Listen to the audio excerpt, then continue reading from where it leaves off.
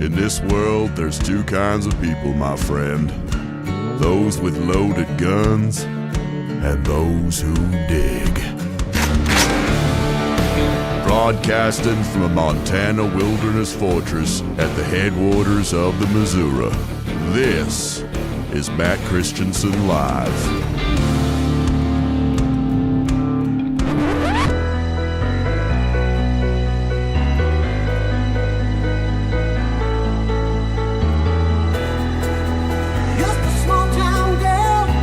Another major shakeup at the White House. Attorney General Pam Bondi has been ousted. Good. Deputy Attorney General Todd Blanche will step into that role. What happened to Pam? She did a great job in the first year of this administration. We should all be very grateful for her sacrifice for this country. Boom. Now, the Epstein files, you'd agree, not handled well. I have never heard President Trump say that the Attorney General that anything that happened to her had anything to do with the Epstein files. I doubt it. To the extent that the Epstein files was a part of the past year of this Justice Department, it should not be a part of anything going forward. Okay? I'm not sure you totally get what people feel about that, but I want to move on. You are fake news. Look at this fake news. How dare you? Very fake news. Are you still talking about Jeffrey Epstein? Yes! He touched young people.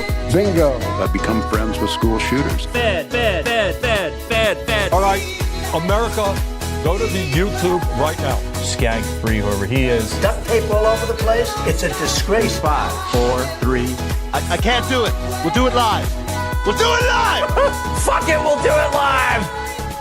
Hello and welcome to the show. This is Matt Christiansen Live, a proud duct tape production for Easter Sunday, April 5th, 2026. Thank you for tuning in. Sitting shotgun tonight in his usual Sunday seat is highly regarded author Matt Palumbo. Welcome back. Good to be back. Happy Easter, Matt. Happy Easter to you and everyone watching. Great guest tonight. I have a recorded segment with fellow highly regarded author and investigative journalist Peter Schweizer. We're going to talk about his book, The Invisible Coup, Birth Tourism, Iran War, Insider Trading, much more. We'll get to that in the second half of the show. Before we get all of that, big news of the weekend, U.S. Special Forces rescue a weapons officer who was aboard a downed F-15 fighter jet. He was lost in Iran for about 2 days and then successfully recovered last night, U.S. time, without any loss of American life. Incredible story for which we can all be proud and grateful. But meanwhile, Trump says time's up for Iran. This is like the fifth or sixth time that time has been up, so I don't know which ones are real and which ones are just the art of the deal, so to speak. But well, I think last week we had that discussion of, he keeps pushing back the deadline. Is this because they're in the middle of some negotiation that needs time to iron out the details, or was he bluffing and is, going to re-bluff or figure something out in the meantime? And we don't really know, but... Well, this time he's serious because he said, praise be to Allah. Oh, we're going to talk about that. Yeah, that was a bad tweet. I get it's a joke, but there are feathers ruffled given the Easter weekend about that as well. Even though I think those feathers are a little bit wrongly ruffled, but we'll get into why. Anyway, time's up for Iran because they need to make a deal by Tuesday, or else the bombing will be even more bomby than it has been up to this point. So we'll see how that goes. Later in the show, or actually, before we get to the guest, we'll do your segment, Matt. Marco Rubio is kicking out the kids of Iranian leaders. Why were the kids of Iranian leaders even in the United States? Seriously. I get it under Biden. I don't get it under this president, and I definitely don't get it when we knew that we were going to launch an attack on Iran. That seems like a great time a month ago to remove people who might be inclined to take action in response. Anyway, you'll explain that one to me. I haven't read anything about it. Later in the show, Matt Gaetz says the government is breeding human-alien hybrids, and another congressman implicitly confirms it. Why not? I'm conflicted about this story because I could totally believe it, but I don't believe this version of the story. You get what I'm saying? Well, the other congressman who it was Burchett or Burchett, yeah, Burchett? I don't know why I was drawing a blank on the name, but he did the thing that every grifter does where they preface what they're about to reveal by saying, I'm not suicidal. And it's like, shut up. He did, like, he you're not did say important. that, yeah. You guys are not important enough to kill, no offense. Anyway. Got some hoax hate to close as well. Before we get into it, got to say hello to our featured listener-owned business for the evening. That's our friends at Western Razor Company. We know we're being lied to on a daily basis by our government, by corporate media, and by razor companies too. Think about it. Their ads used to appeal to your masculinity. Then they took advantage of your sensitivity with aloe strips. They kept adding blades, thinking you wouldn't notice how clogged they get. And the more they changed, the more plastic and disposable they became. The honest truth is those other razor brands are lying to your face, and our friends at Western Razor aren't going to take it anymore. That's why their safety razors are 100% metal construction, made in the USA, and made with integrity. The replacement blades are inexpensive too, pennies each. So you get a great shave and you save money long term, because when you buy Western Razor once, it lasts forever. Listeners of this show get a 10% discount on any order when they use promo code MATT10 at checkout. Don't let those other razor brands lie to your face. Go to westernrazor.com and order yours today. Western Razor, the last razor you will ever need. Promo code MATT10. westernrazor.com.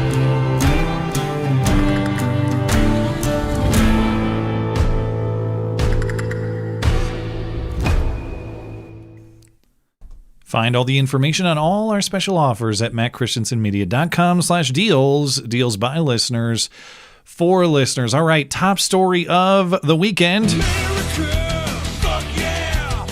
We are so back.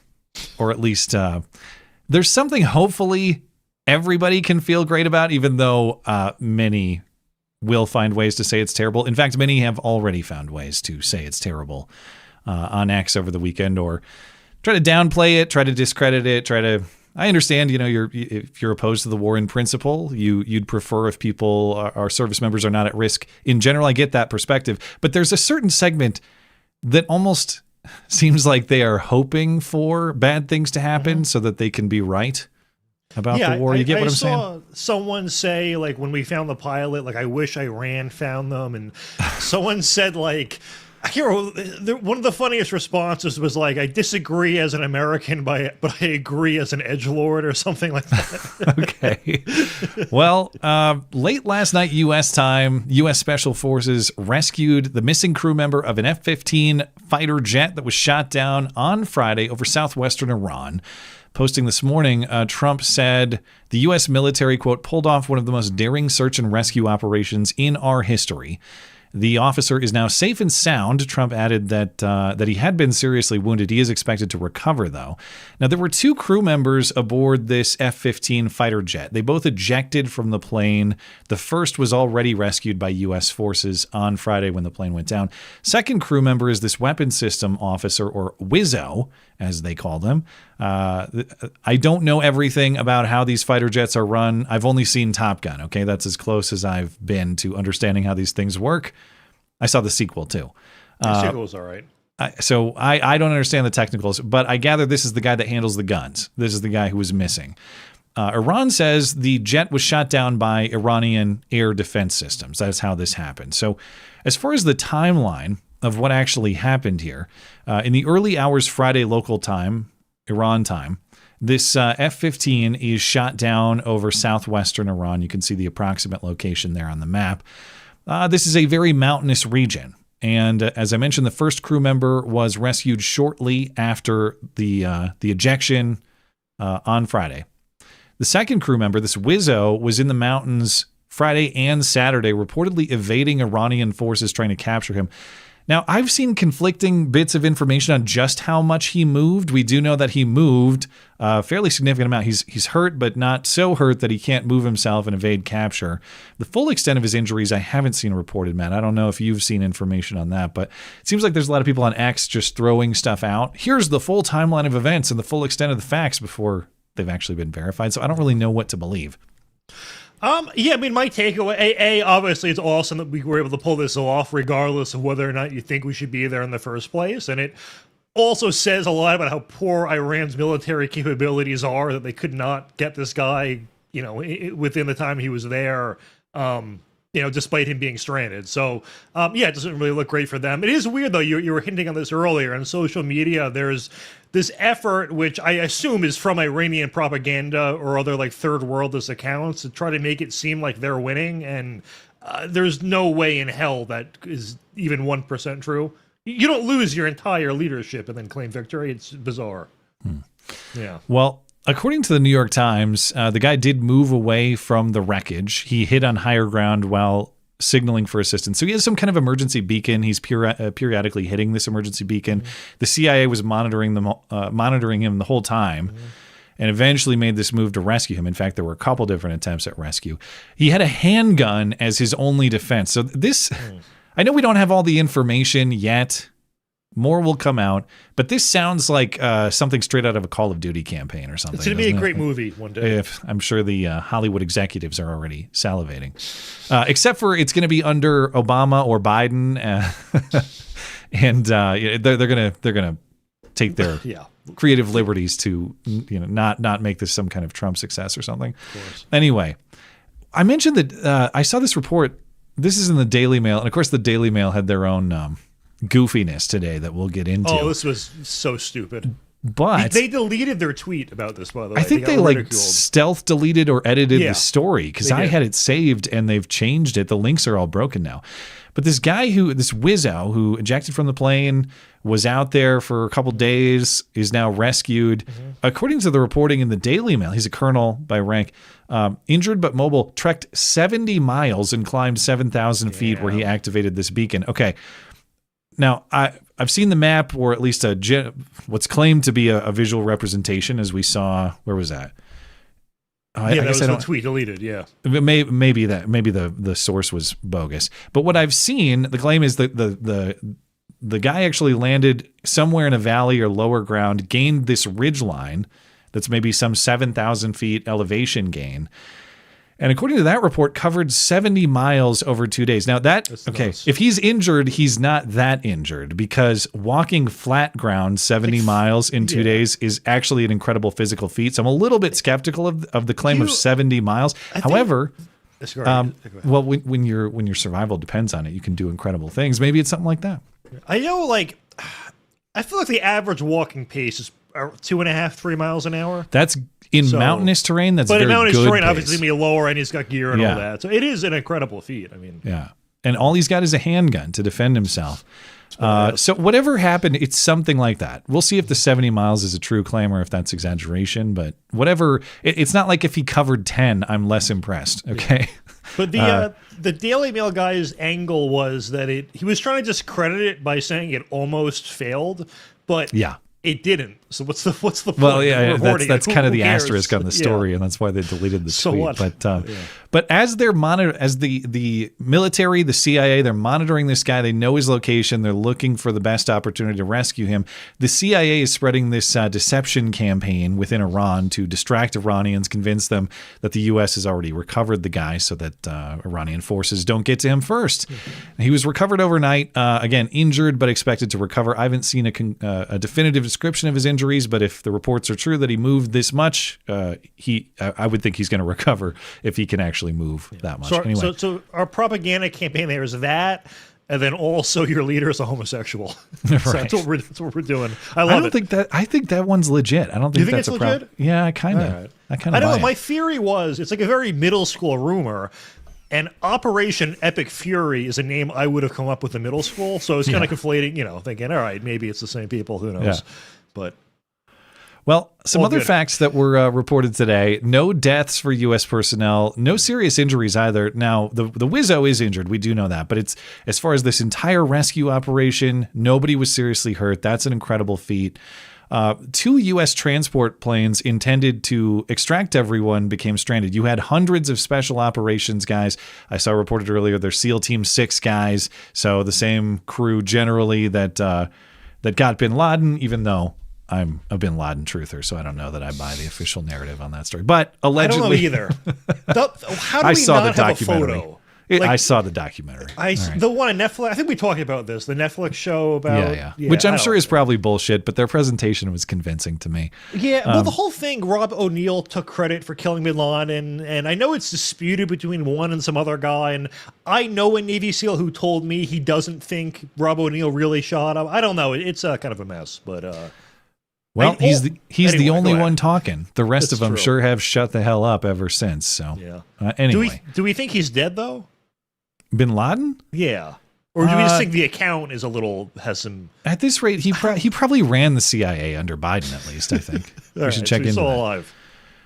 Okay, so you had these 2 U.S. transport planes that were intended to extract everyone. They became stranded. They actually got stuck in the mud because they had to land at some sort of remote airfield, and they got stuck.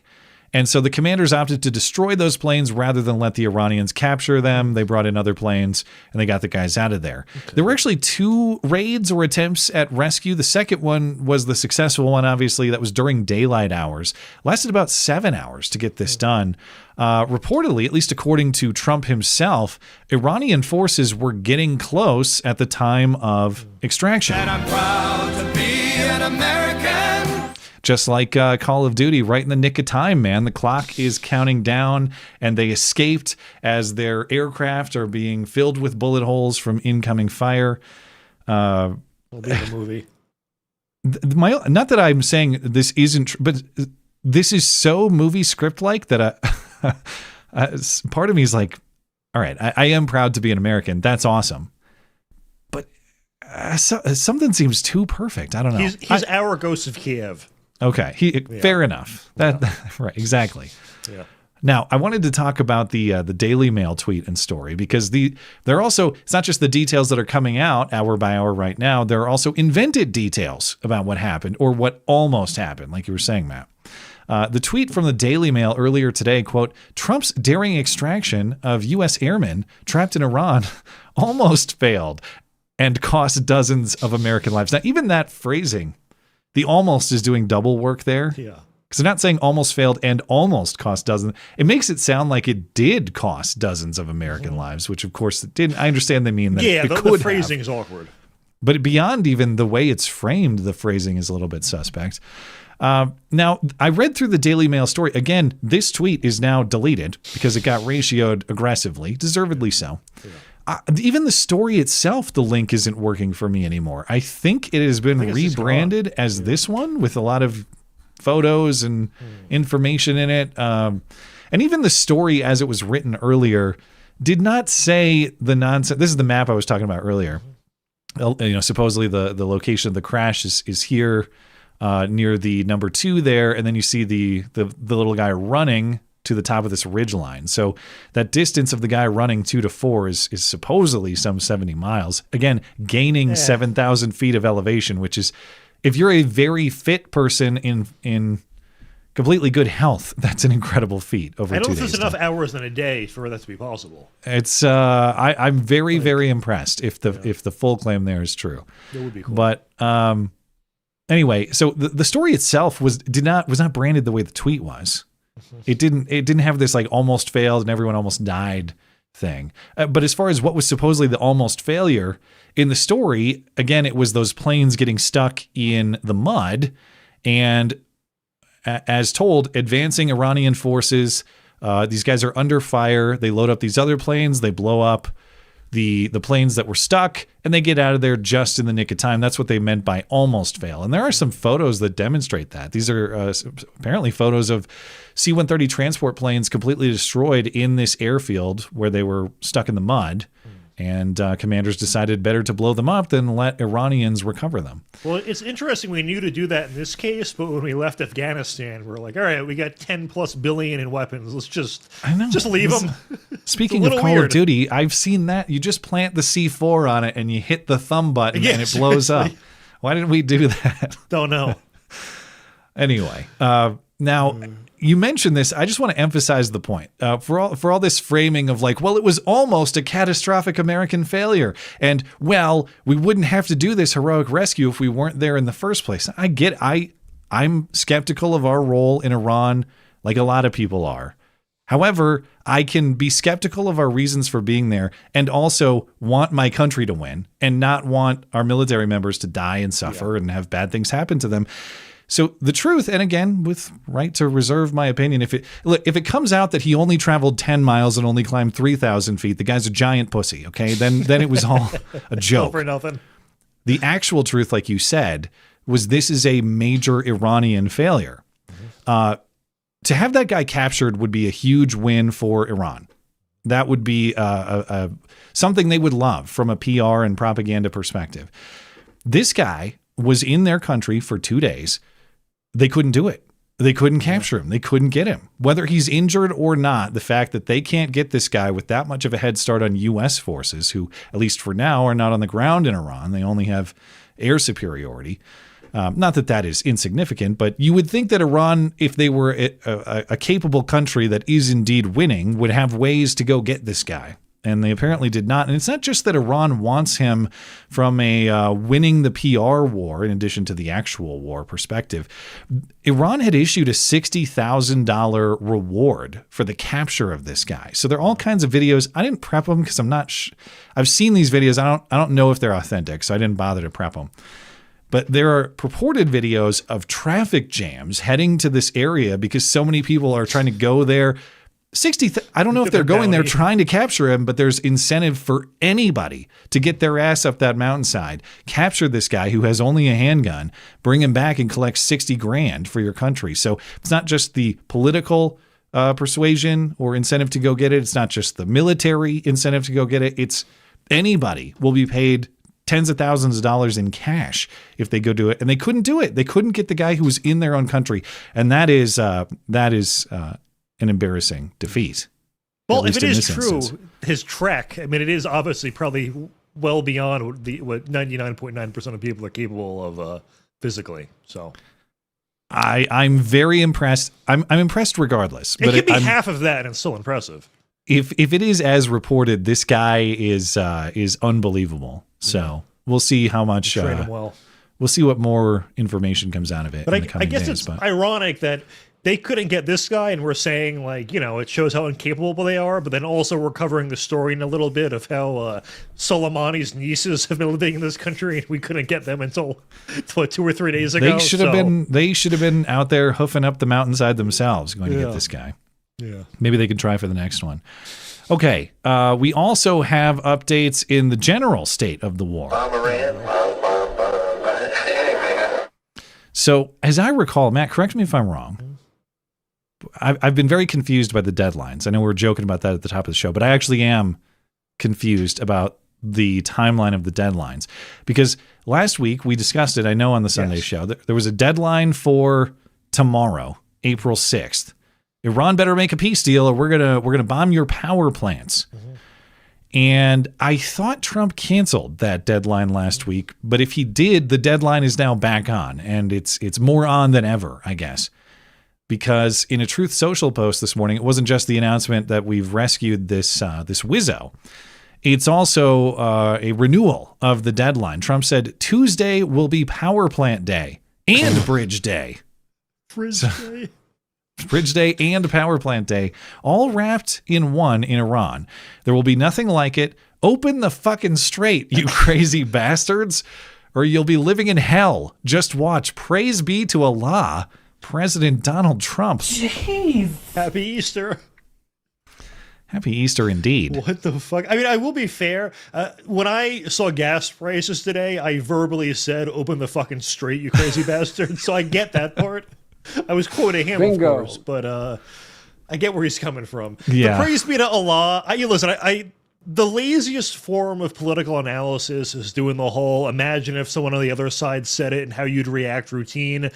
But to be fair, if Obama has said this, I think it would be, there would in fact be a lot of the difference is Obama would mean it. Obama would sincerely say, praise be to Allah. All right. And if Biden said it, it would have just been him not knowing what's going on, so it doesn't count. All right. So that's actually a very good point there. Trump clarified the deadline is Tuesday, 8 p.m. Eastern time. So they have tomorrow and pretty much the full day Tuesday to consider their options. I'm looking... And people were mad about the praise be to Allah part of this. And people were mad about it on all sides. The left, of course, they're mad that this appears to be religious mockery, which it is. There were many on the right that were mad about this because they viewed this as Trump's Easter tweet. Trump didn't bother to say Happy Easter to everyone. Instead, he's out there praising Allah, whether it's sarcastic or not. I think sarcastic, yeah. However, I will say it is not accurate to say that Trump didn't wish everyone a happy Easter in very sincere terms. Trump did, in fact, post a video on Friday night celebrating explicitly Christ's resurrection and wishing everyone a happy Easter, even the haters and the losers. So I guess you could nitpick and say, well, it wasn't posted on Easter Sunday, but you can go watch the video. It's a minute, almost 2 minutes. And it's on his Truth Social account. So whatever criticism you have of the Praise Be to Allah tweet or Truth Social post, it's not fair to say that he didn't wish everyone a happy Easter in very sincere terms. He, in fact, did. It's a little bit easy to miss because it's buried in the timeline a few days because he posted it on Friday night. Yeah. And he also accommodated Muslims, so it's very diverse and progressive and all that. It wasn't his best tweet, let's just admit that. But I disagree. I think it was one of his finest. What are your critiques? It's a top 10 for you? I don't know. There's top what? Where is it in your rankings? I do agree, open the fucking straight. I miss the days of the straight being open. Okay, that part is good. He just had to drop the Praise Be to Allah, and it's fine. Although I get it's ironic. I don't know. I'm contradicting myself. Maybe I don't know. I would have phrased it maybe slightly differently. But my critique would be, yes, president. open the fucking straight. However, I remember a time not long ago when the straight was fucking open. And those days were pretty cool. Yeah. I am trying to be patient with this ongoing war effort. And I'm trying to be hopeful that there will be greener grass on the other side of this fence. But we'll see. Okay, here's the thing with the Tuesday. Yeah, here's the thing with the Tuesday deadline, okay? If this deadline is another bluff... Oh, this looks bad then. What are you going to do? How much more? This is your last bluff. It has to be. Yeah. Not that it's been all bluffs. He's been blowing shit up in Iran. Don't get me wrong. I mean, the problem, though, with dealing with Islamists is they don't really fear death. They view it as a reward. So, like, threatening to kill them, from their perspective, it's like just martyrdom. Maybe that's what they should have offered instead of the $60,000 for capturing that airman. Hey, there will be a martyr's death on top of that mountainside. Get your ass up there and capture him. Nuclear weapons dipped in pig blood. I don't fucking know. I guess. But something more threatening, I guess. I don't know. I guess he's going to have, it's going to be bacon bombs coming But out. I'm looking forward to Bridge and Plant Day. Well, we'll go down in history. Come Tuesday, we'll see how it goes.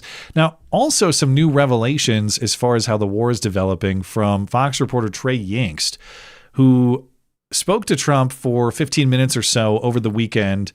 Trump says he's optimistic Iran will make a deal before the deadline, the big Tuesday bridge and what was it? Bridge and what was the other part of the day? Bridge and Power Plant Day. Bridge and Power Plant Day. That's right. However, Trump has been saying things like that for weeks now. So how seriously you take that, you decide. But among the details, new details in this report, apparently as part of our preparations for the war, we've been giving Iranian protesters guns through the Kurds in northern Iraq and western Iran. Trump says he gave them lots and lots of guns, but he doesn't know what the Kurds did with them. President Trump told me the United States sent guns to the Iranian protesters. He tells me we sent them a lot of guns. We sent them through the Kurds, and the president says he thinks the Kurds kept them.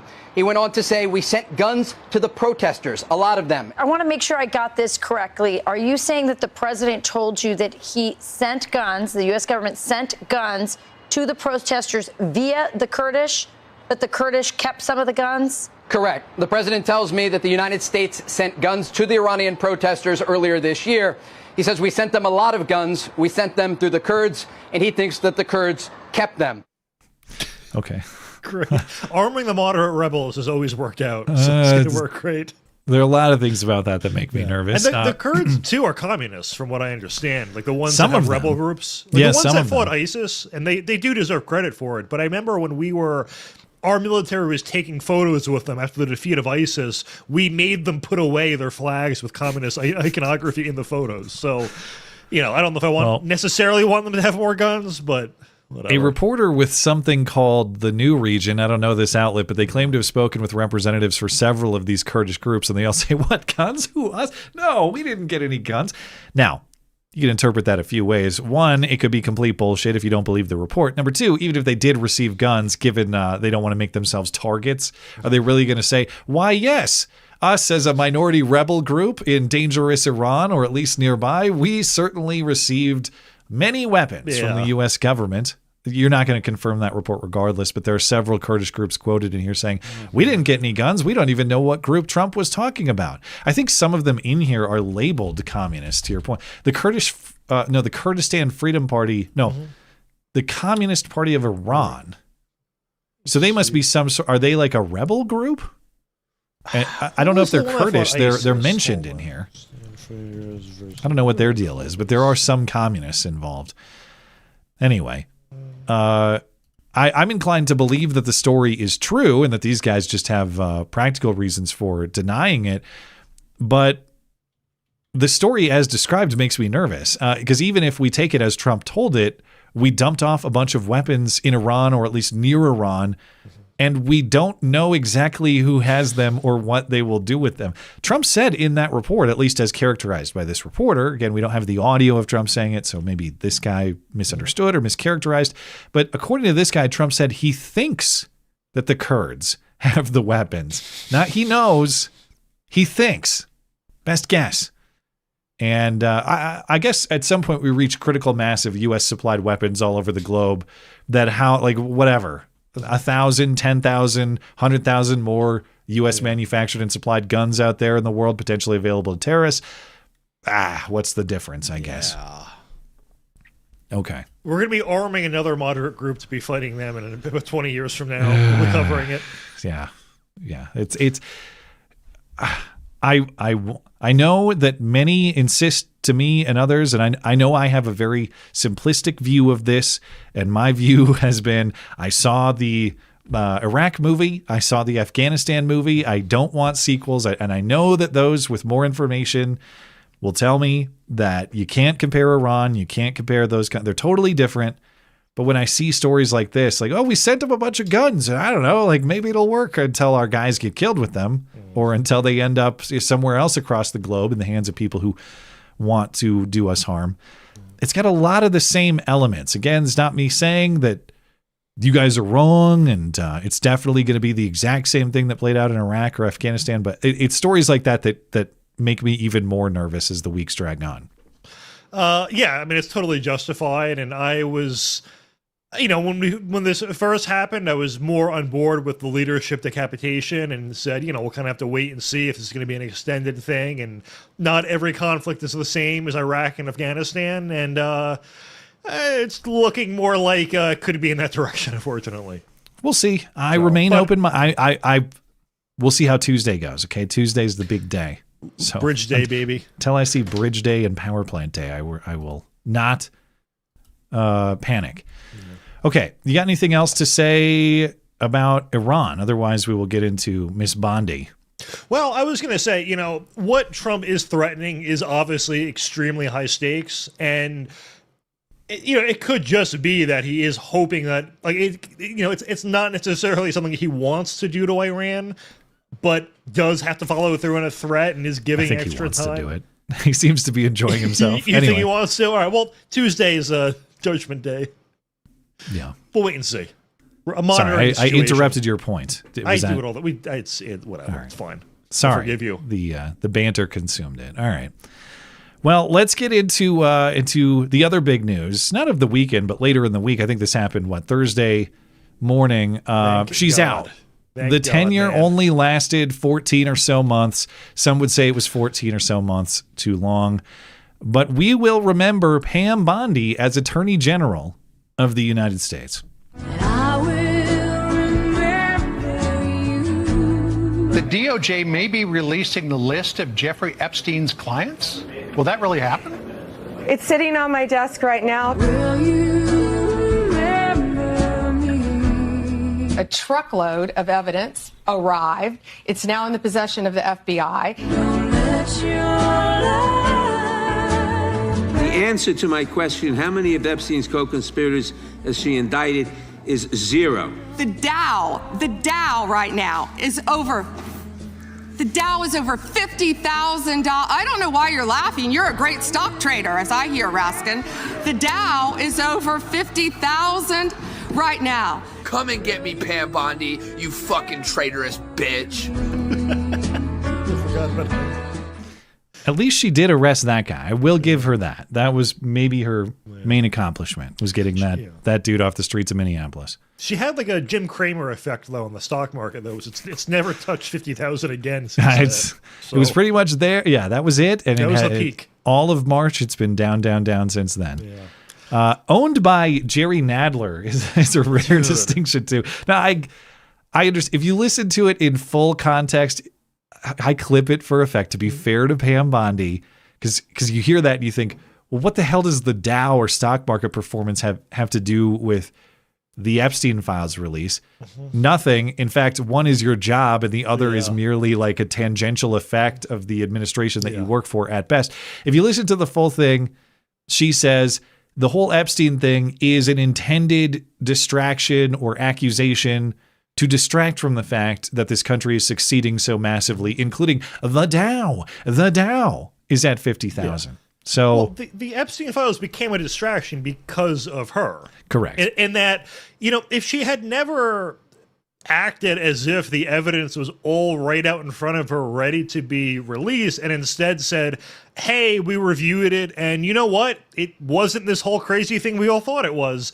I mean, I don't think anyone would have believed her then, but she set it up as if it was all ready to come out, and then it just went away, and then we know what happened next. But when is phase 2 of the binders coming? Yes, exactly. And then it's a gift to the left in that now anytime Trump does everything, it's in this narrative of, oh, this is the distract from the Epstein files, and it's ironic that the Epstein files itself is becoming the distraction in that equation. And as for the Bondi hearing, it was painful, and that Democrats were getting zingers where I was like, I hate that. I actually think that was a good one. Like, good one, Jerry. Did you see the one where someone called her Secretary Bondi, and she goes, I'm not Secretary, I'm Attorney General. And she goes, oh yeah, sorry, it's easy to forget. I'm like, yeah, it actually is easy to forget. But no, it was a disaster. And Mike Cernovich said the other day, he addressed the whole binder thing because he was one of the influencers that got brought there. And he said she told them there was no new evidence within the binders. It was just kind of symbolic ahead of the release. It wasn't even a mistake. Worse. Yeah, that's worse because it means Pam Bondi wanted them to mislead their followers. There was new information. Yeah. I mean, and if you recall, the information in the binders was redacted, but it was information that was already publicly available. So she somehow released less evidence that we already had before. I didn't know that detail. It's incredible, yeah. But Trump made the announcement on Truth Social on Thursday morning. He said, Pam Bondi has done a tremendous job. False. She will be transitioning to a much needed and important new job in the private sector. And Deputy Attorney General Todd Blanche will be acting AG until Trump nominates and the Senate confirms a replacement. Now, as far as Pam Bondi's new private sector opportunity, it's unspecified. Yeah. But my sources say you will soon find her at the Hooters in Tampa. Look at those massive jugs. Did you see the Eric Swalwell angle on her firing? No, what did he say? So she's friends with Eric Swalwell, and reportedly... Like they hang out? What do you mean? They're well acquainted. They're on good terms. She introduced him to Fang Fang? What? So it has to do with that, yes. So It was reported, and Fox covered this, it's not just like an internet thing, that she had tipped off Swalwell about an investigation or the next step in the investigation into the Fang Fang stuff. Like as Attorney General recently? As AG recently, and that's the last straw. So that was I had not heard that. Yeah. I could find you like a thing on it really quick if you want to throw it. I don't. Well, if you want to gather some more information, because of course the reason is not officially stated. We have several possible reasons. Of course, the Epstein failure that has now stretched out into a year plus with all the ridiculous nonsense that we just discussed. You had Trump's tweet in September the tweet that looked like it was intended to be an email The to DM Pam one, Bondi yeah. or a DM. Nothing's being done. What about Comey, Adam Schiff, Letitia James? Justice must be served now. President Donald Trump. So there was apparently dissatisfaction with her inability to prosecute the people who went after Trump and get the justice that Trump and many, I think, rightfully believe is due to these people. Yeah. Sorry. So I just found the tweet and sent it to you. I was wrong. It wasn't Fox News. It was Daily Mail, which we just spent the past 10 minutes ripping to shreds. So maybe it's not the best source right now. Sometimes they get stuff right. Whoever that reporter is not very good. But I've also seen good stuff in Daily Mail. Yeah. So to read the summary, they actually are right leaning overall. But there was So this is from Colin Rugg. He is summarizing the report. He says Pam Bondi was fired in part because Trump believed she tipped off Eric Swalwell. Trump reportedly believes Bondi tipped off Swalwell about the FBI's effort to share investigative documents about his relationship with an alleged Chinese spy. Quote unquote, quoting from the Daily Mail directly, the FBI was preparing a cache of documents on Swalwell's relationship with Christine Fang. She's intervening in these matters. The White House wasn't pleased she was intervening due to a personal friendship with Swalwell, the source told the Daily Mail. That's totally new to me. That's the first I've heard of it. So, an alternate theory is that to work for Trump, you have to be a sycophant, but if you go too sycophantic, he gets disgusted by you. So that's the alternate theory, is that her hearing was just a total disaster. That's related to some credible reporting I saw that Trump has determined that she's just not quite hot enough to be this bad at her job. This from a source speaking with something called the Babylon Bee. I don't know how reliable this I think is. they're just pure facts. Oh, yeah. Well, I at least as reputable as Daily Mail, I think. According to the New York Times, which doesn't list a motivation for Trump, there are 4 sources quoted within this story, or 4 sources with knowledge, speaking anonymously, so decide if you believe it or not. But these people close to Pam Bondi said that she saw the writing on the wall after the Kristi Noem firing a couple weeks ago and figured she could be next, but the sources say that she was surprised by the speed or how quickly it actually happened. So as far as who's next, again, we know that Todd Blanche will be the acting AG while Trump makes a selection for the next person and the Senate considers it. Trump has made no announcements, given no clues that I've seen about who that might be. The betting market on Kalshi favors Lee Zeldin, the current EPA administrator and former congressman from New York. Todd Blanche, the deputy AG the former deputy AG, now acting AG, former personal lawyer for Trump. He is in second in the betting odds. And then you have the dark horse candidate, Jeanine Pirro. Judge Jeanine is maybe a 10% odds, according to... say? Sorry, I didn't mean to... Am I allowed to call her a dark horse or a horse of color? Horse of color is preferred. Okay. Zeldin's great. The problem is he's really good at EPA. So I wouldn't want him gone there. Yeah, you would have to make that replacement. I don't know that much about him, but he's not Pam Bondi, so I'm open to learning. At EPA, basically, he's been deregulating a lot, and it's like a 10-to-1 ratio between getting rid of old regulations versus adding new ones, which is, a very good record, I would say. Well, if all options fail, who's also ready for the job? And my sources say you are available. Not listed in the options for the betting market here. Marco Rubio is ready to go. He has the blonde wig. He borrowed some balloons from Brian Noem, and he is ready to fill in despite his duties as president of Venezuela and Iran, if necessary. Thank God. The one thing I forgot to mention is you also have a push for a couple senators. Mike Lee, the senator from Utah, is apparently a preferred AG candidate for many in the Senate, although he says he wants to stay in the Senate. He's not going anywhere. Of course, he's working hard on the SAVE Act. Then you have Eric Schmidt, who was apparently Trump's potentially a pick before Pam Bondi. I'm unsure how this played out. Of course, Matt Gaetz was the first pick. That fell apart. Then Pam Bondi became the pick. Eric Schmidt, the Republican senator from Missouri, was also in the mix. May have been the selection, according to this reporting in Fox over the weekend. He turned down the job when Trump was elected, and he opted to stay in the Senate because he had just been elected in 2022. So does he change his mind a little bit later if Trump approaches him with the job? You might have a sitting senator, take on this job instead. So I have a news alert from Tim.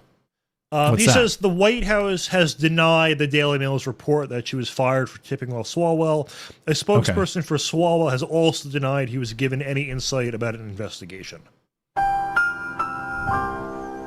The Daily Mail failed us again. Never trust them. All right. Well, you know, the worst thing about the Daily Mail, and again, I've found some of their stuff to be good and useful. The headlines, though, man, they're like, well, it's every other word is capitalized. It's a paragraph long. You know, I wrote for them once back in the day. Well, you're so highly regarded as an author. How could they refuse? But I think your guest is a slightly more highly regarded than I. We'll see. I'm not going to get in the business of ranking them. Yeah. Do you know this? He's actually the one who, I think this was like 20 years ago. He was the one who initially got insider trading banned in Congress. He had a book called Throw Them All Out. I know.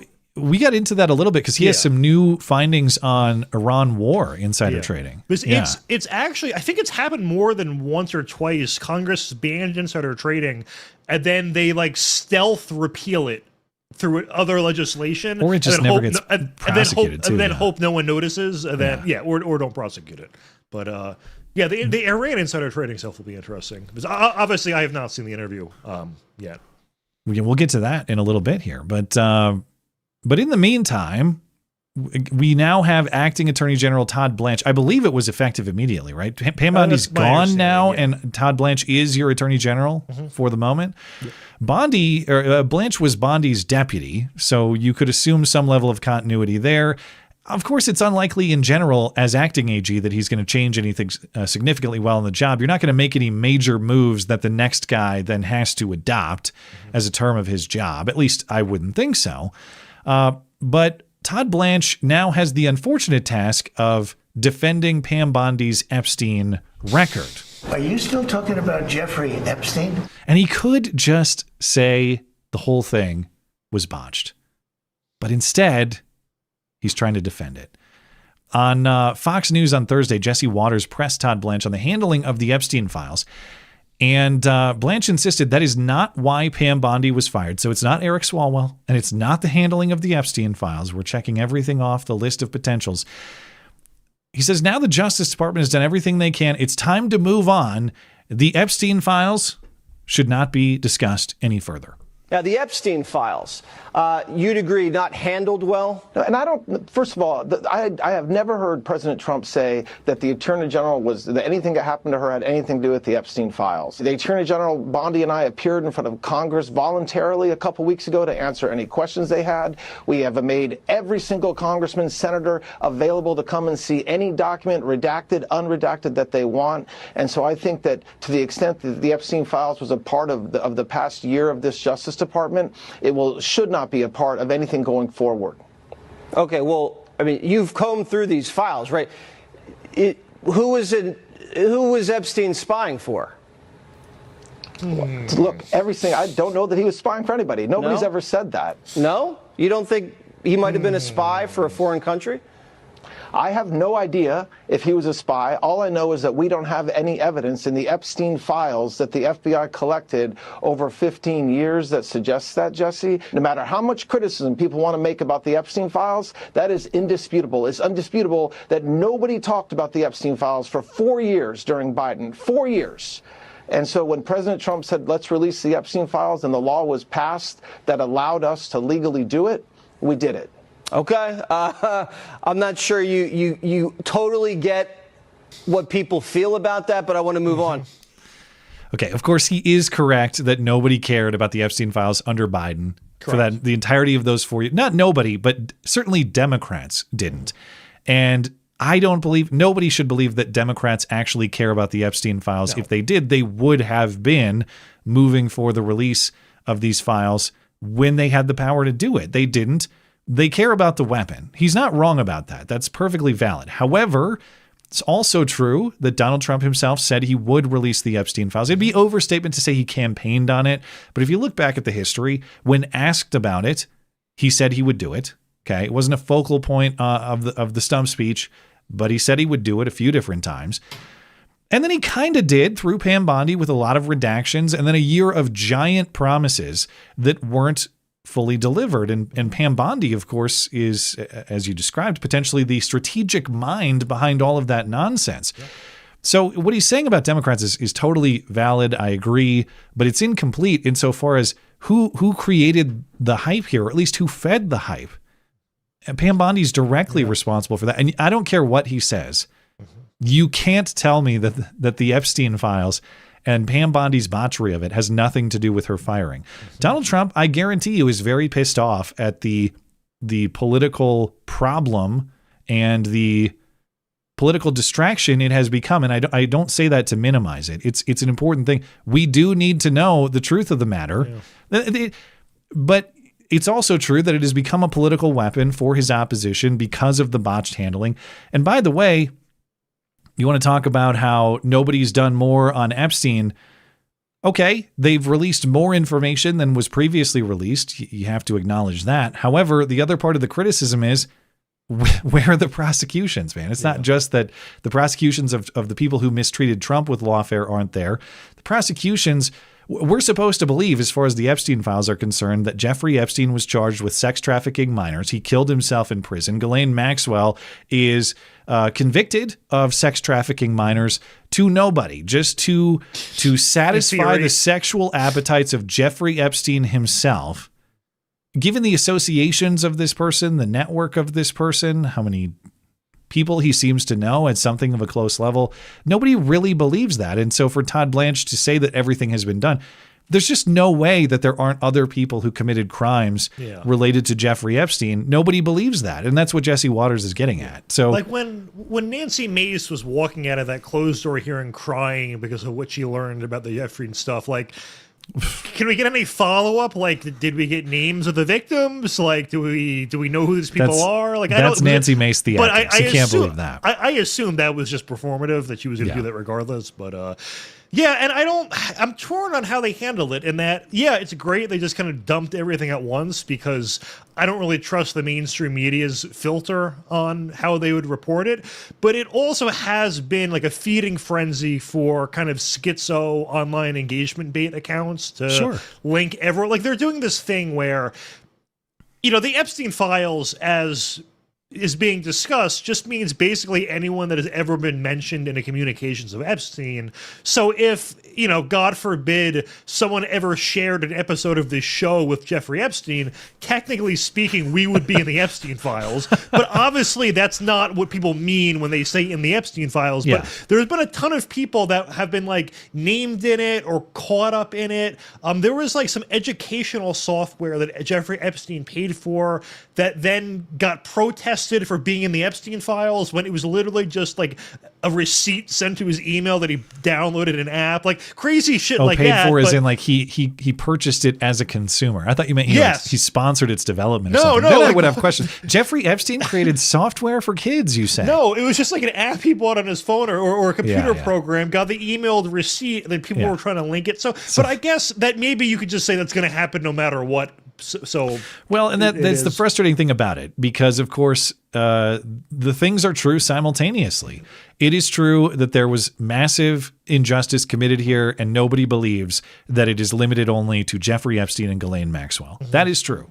It is also true that there's a bunch of people who have chosen to wield this as a useful political weapon, and Pam Bondi enabled them significantly. Yeah. So yeah, the whole thing just sucks. You don't get either. You don't get a lot of the truth. You don't get the justice, and you get a sword wielded against your political side, so to speak. So the whole thing was just a giant disaster. And I get whether that's the definitive reason Donald Trump got rid of her, whatever the straw was that broke the camel's back, if that was Epstein or not, I guarantee you it has a lot to do. I don't buy anything Todd Blanche is saying here, and unfortunately, I think at least for Blanche's tenure, whether that's temporary or permanent, we're probably going to get a lot of the same thing, at least as far as Epstein is concerned. But yeah, I think the Epstein stuff is just kind of, we're not going to get anything else after this, unfortunately. But well, before the top of the hour, and if it's okay if we go a little long, there's no deadline. Yeah. But I want to get to it before we get to the Schweizer segment. You have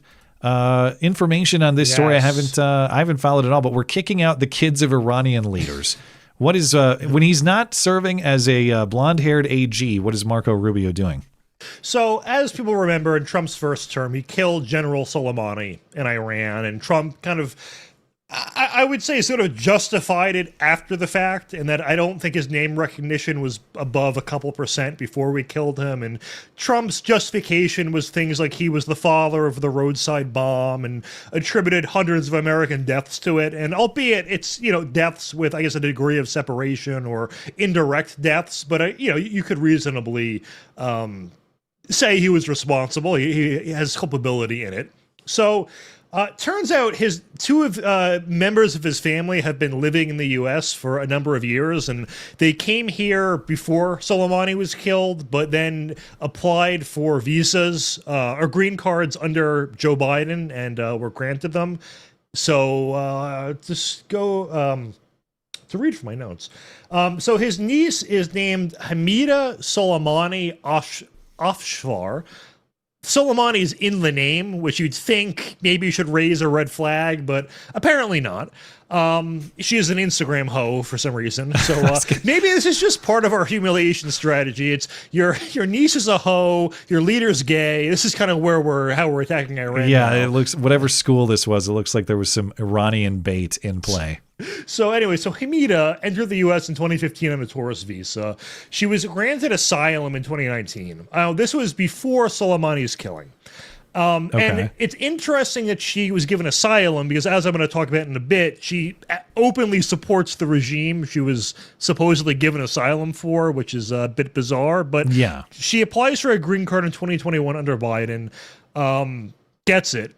She applies for citizenship in last July, 2025, but she was denied because she disclosed that she had traveled to Iran at least 4 times since getting her green card. So she claims asylum from Iran, travels back there 4 more times, and then we decline giving her citizenship because of that, but then also do nothing anyway. Sorry, I hadn't seen these photos yet, so I'm perusing the thirst trap. Yes. Okay. So then there's also his grandniece, and her name is Sarin Sadat Hosseini. I know I'm mispronouncing it, but you're not going to remember this name in 2 minutes anyway. She also entered in July 2015 on a student visa. Same story, got asylum was given asylum in 2019. This was the house? I guess Soleimani was not a rich guy.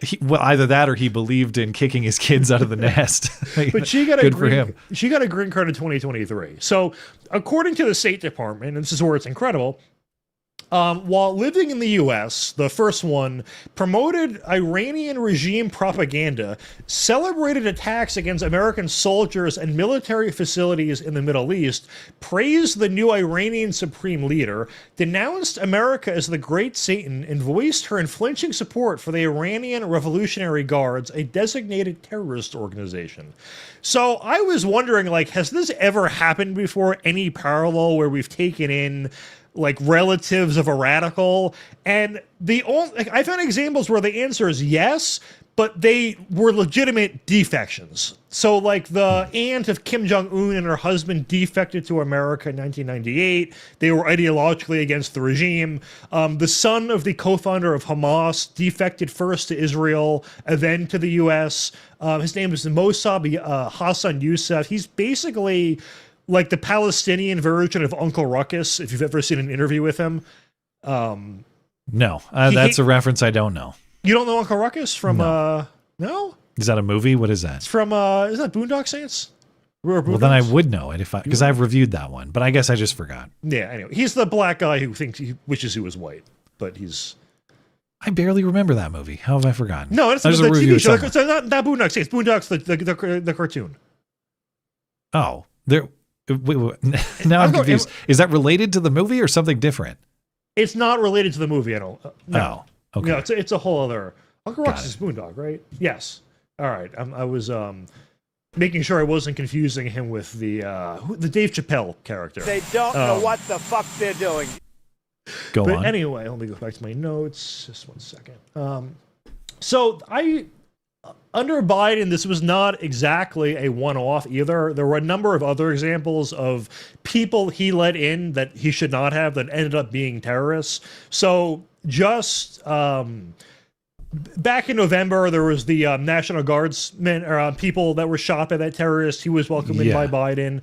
And within a 2-week period of that, there was 3 attacks from people that Biden let in who then turned out to be terrorists. And then there was a 4th I found who entered an Afghan national Biden let in 2021 who pleaded guilty last June of conspiring and attempting to provide material support to ISIS. So that's where this we're at. guy? Is this dude? Yes. Yeah. Okay. It was Juan or John Shah Safi? Oh no, sorry. That was the second guy who got arrested for trying to help ISIS. Oh, okay. There's just a lot of them. Yeah. So well, my question is beyond the obvious of why are these people here, which you've just gone through. Why? What is the timeline here? I guess my question is Rubio moving now, a month after the war was launched? That's what it seems like. I don't know if how. Why would you not do this right before or the day that you launched the war? Well, it's not even that. It's we denied them citizenship under Trump June of last year. Yeah, and we so knew why do we let them stay? We knew they were traveling to Iran, despite claiming asylum from Iran. So, it just doesn't add up. Why not just get rid of them then? Wait a minute. So, just so I understand the timeline, the accusations from the State Department are this: is it a daughter of Soleimani? Is that what we're talking about? Niece and grandniece. Niece of Soleimani is doing all these things. She is celebrating attacks on American soldiers. She's denouncing the United States as the Great Satan. She's doing all that. She applied for citizenship. We said no. But it's okay that you still stay here and denounce our country as the Great Satan and praise attacks on our soldiers. Okay. Yeah. Something doesn't add up. It's a little weird. I mean, the government is insanely incompetent in these things. But the fact that Soleimani is in the name, that did not get flagged or anything. Yeah. All right. Well, good to know. I guess better late than never. We got him finally. It's better than the Biden administration where you had Iranian spies in the White House. Never forget that. You had Iranian operatives actually in the administration. Anyway, okay. Is that all you got on the story, or is there anything else? Oh no, that's it. Is that good on time? Yeah, we're right at the top of the hour. Anything? No. Well done. Thank you for your dedicated effort. Let's get into, well, actually, before we get into Super Chat, hey, have you considered joining the MC Club? Well, you should. And here's why. Hey, if you enjoy the show, please consider supporting the show by becoming a member of the MC Club. For as little as $1 a month, you will enjoy a series of exclusive perks, including ad-free videos and podcasts, video calls, and a community Discord server with me and other listeners, loot box giveaways with channel merchandise, your name in the credit roll after videos and streams, and much more. But most importantly, you will help keep the duct tape production alive and independent from all those sinister forces of control. Join the MC Club at mattchristiansenmedia.com/support. Linked in the description.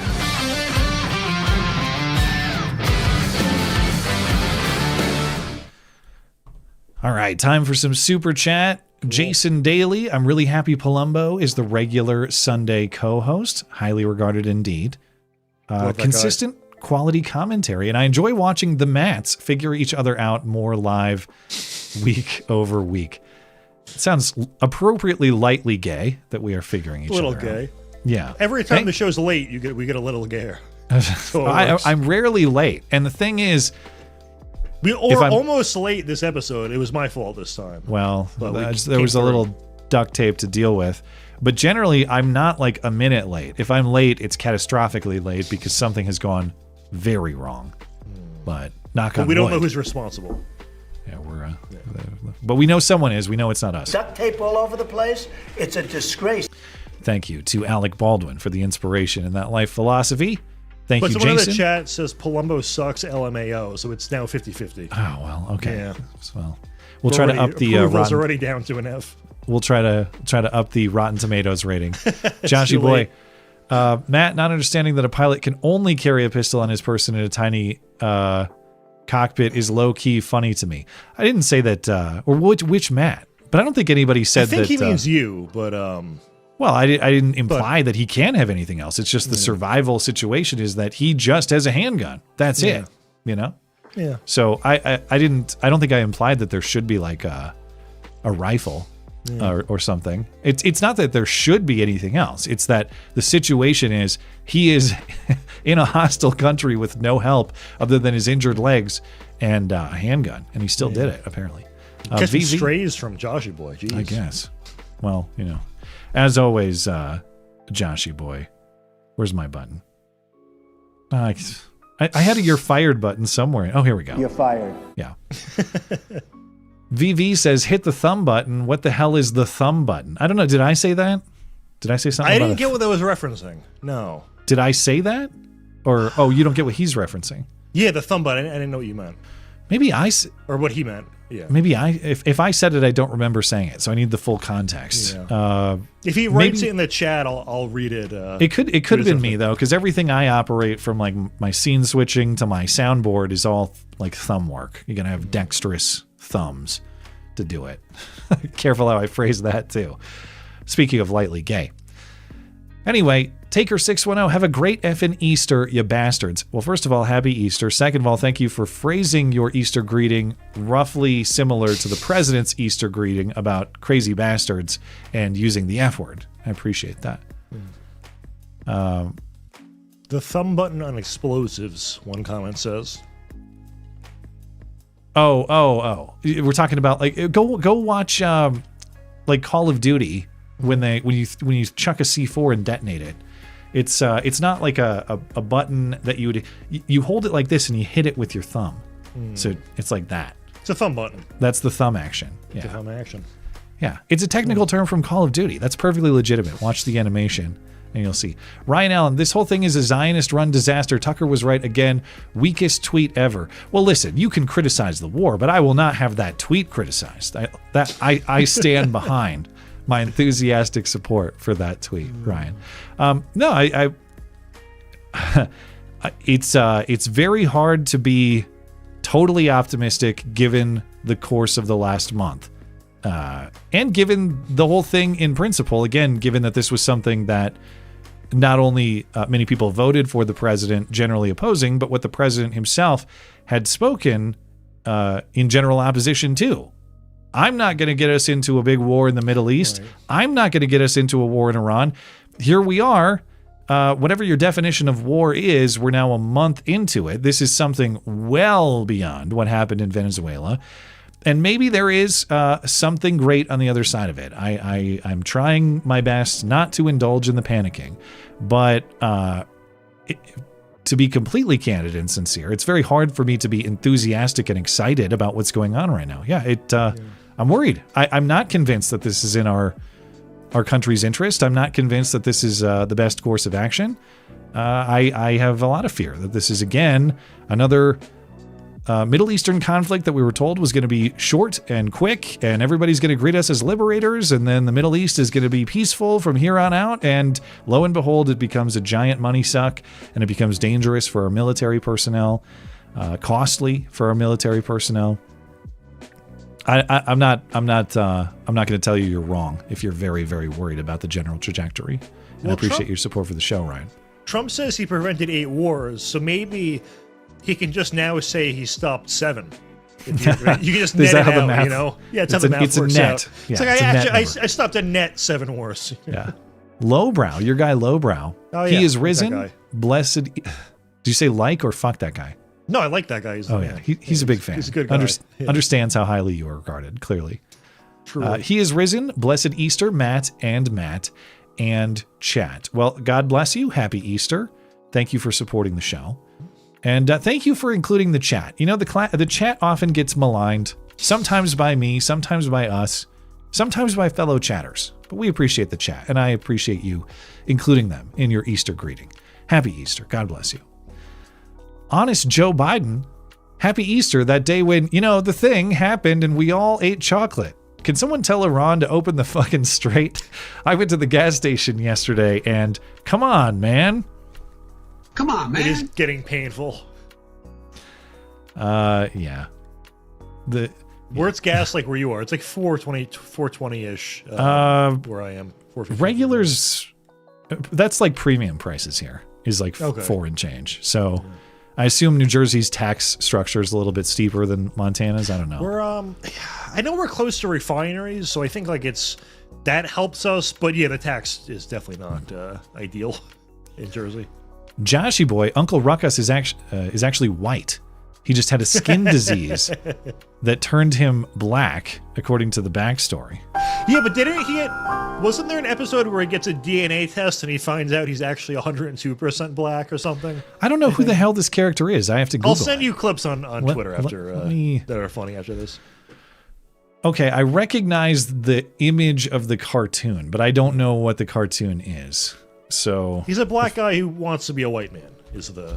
Okay. So he's very funny. Boondocks is a really funny show. Not Boondock Saints. Boondocks. I misspoke when I say Boondock Saints. It's just Boondocks. This is not a Boondock Saints character. That I'll is tell not. You were correct. Okay. All right. I think we're all set. YouTube and Tippy, I saw a few more come in. We'll save those for later in the show. Thank you guys for supporting the show. Over on Rumble, Newbie, of course, he's here to say, if you read this, you are gay. You are gay. LMAO. Thank you for your support for the show, Newbie. Your friendly neighborhood Fed. Fed. That and I once made love on the Artemis. Okay. He felt the power of my main thruster on the dark side of his moon.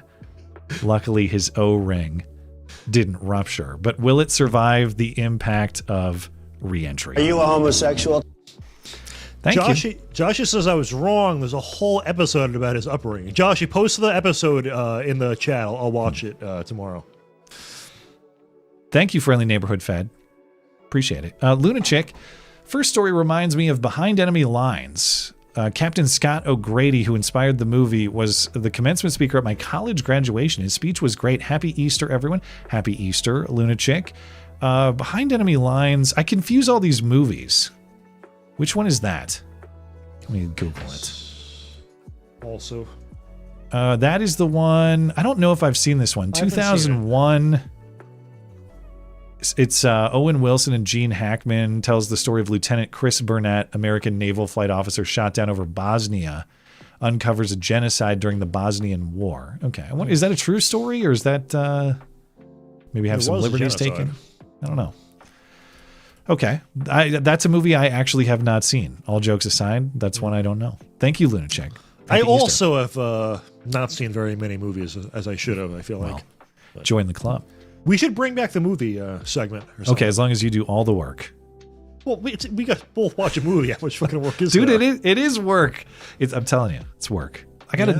I have, not that I'm, as I will always say with the movie review bit, it's not complaining, all right? I really appreciate the opportunity to do all the stuff I do and call it a career. And I appreciate the audience that makes that possible. However, movie reviews in this context are work, in that I have to pay full attention to the movie, set aside 2 to 3 hours every week to do that, even though people will joke and say I don't pay attention to the movies. I do, or at least I try.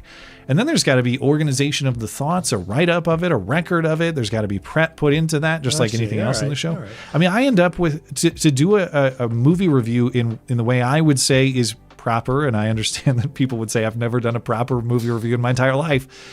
That is a 4 to 5 hour commitment every week, and I have to think critically about what the best use of my time is. Well, we could do like a 2-minute segment, and I'll be like, I really liked it. It was funny. Just a thumb up or down. Yeah, I'll do like a thumb up or down. I'm sure everyone a lightning round segment. Everyone will tune in every week to see which way the thumbs go. Yeah, that'll be good. But no, I totally get what you mean about the.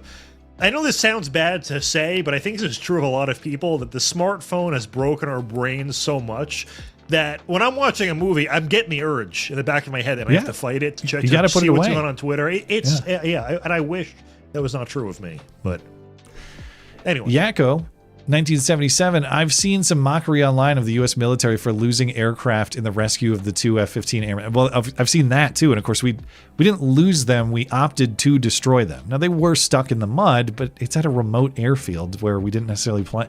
It's not like we lost them at our own. They got stuck in the mud at our own military base or something. Anyway, they don't get what's going on. Or they don't get what's great about the U.S. We'll risk everything to save our own. That's true, too. I saw a tweet to that effect, something like, wow, the U.S. really just sacrificed this for one guy. And I think there were actually 3 planes lost. It was like Warthog was involved somehow. Worth more. Well, that's correct. Like, no man left behind. You sacrifice what you must in terms of equipment to get a guy who is behind enemy lines. That's... should be obvious, but apparently it's not. Anyway, thank you, Yakko. I'll have to just circle back with you. We will leave the super chat there. We will come back toward the end of the show. But for now, we got to get to our guest for the evening. That's Peter Schweizer. Now, one important note about the guest segment. I recorded with Peter before the Supreme Court birthright citizenship argument this week. Understand the discussion on that case happened before the case was actually argued. It's not like we get deep into the legal and constitutional details, but the segment is really about the issue of birthright citizenship in practice, in addition to other topics. But just so you understand what's going on there. But go ahead. One thing, too, I've been following the case, obviously. I think it was my story last week. On Polymarket right now, they're pricing in a 96% chance that the Supreme Court upholds birthright citizenship. Probably. Which is fucking bleak, man. As we'll get to on the other side of the Schweizer segment, I don't think the ACLU's lawyer was very convincing. She was retarded, but I don't know what the people betting know that I don't, because I don't know, from every discussion, I don't know if I'm living in a bubble, but I don't find the case for it at all convincing, in that we have, the Native American example, the fact that one of the guys who crafted it basically said it was not to be interpreted the way it's interpreted today. So it's we'll get to it on the other side, because I have some thoughts on it, but yeah, we'll save that till after the Schweizer segment. But my guest tonight is Peter Schweizer, investigative journalist, best-selling author. His latest book is called The Invisible Coup, all about how our enemies are weaponizing immigration and birth tourism, which he recently testified about before a Senate committee. Of course, the Supreme Court heard that birthright citizenship case this week as well. Segment's about 27 minutes. See you on the other side. Stand back and stand by.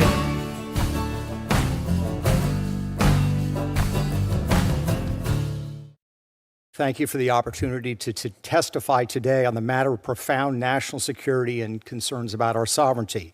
That is the exploitation of America's birthright citizenship policy through birth tourism and related practices, particularly those by nationals of the People's Republic of China. The scope of this is industrial.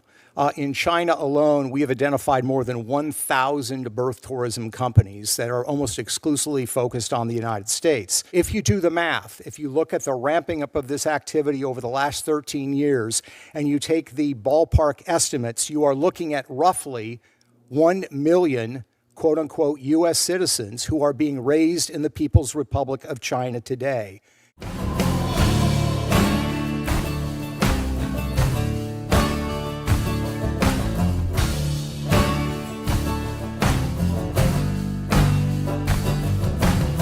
Welcome back. My guest tonight is Peter Schweizer, president of the Government Accountability Institute, investigative journalist, and author of several New York Times best-selling books, including his latest, The Invisible Coup, How American Elites and Foreign Powers Use Immigration as a Weapon, available now. Peter, thank you for making time.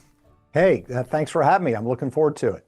So let's start with the new book. What is The Invisible Coup? It's basically, it's invisible because people don't, I think, understand the full intentions of mass migration. I believe it is fundamentally to transform the country, to essentially operate as a coup. And this is being done essentially in concert with a couple of elements. One are the foreign elements, governments of China and Mexico, for example, and then certain American political elites that benefit from this action. I'm not suggesting it's some big conspiracy where they all sit down together and decide to do this. It's really a confluence of interests. So the invisible coup is the weaponization of immigration to accomplish a political end, which is the fundamental transformation of the United States. So to me, one of the most under-discussed, under-reported stories going on currently is what you call birth tourism. And I know you just testified before the Senate Judiciary Committee on this topic. For people who don't know, what is birth tourism?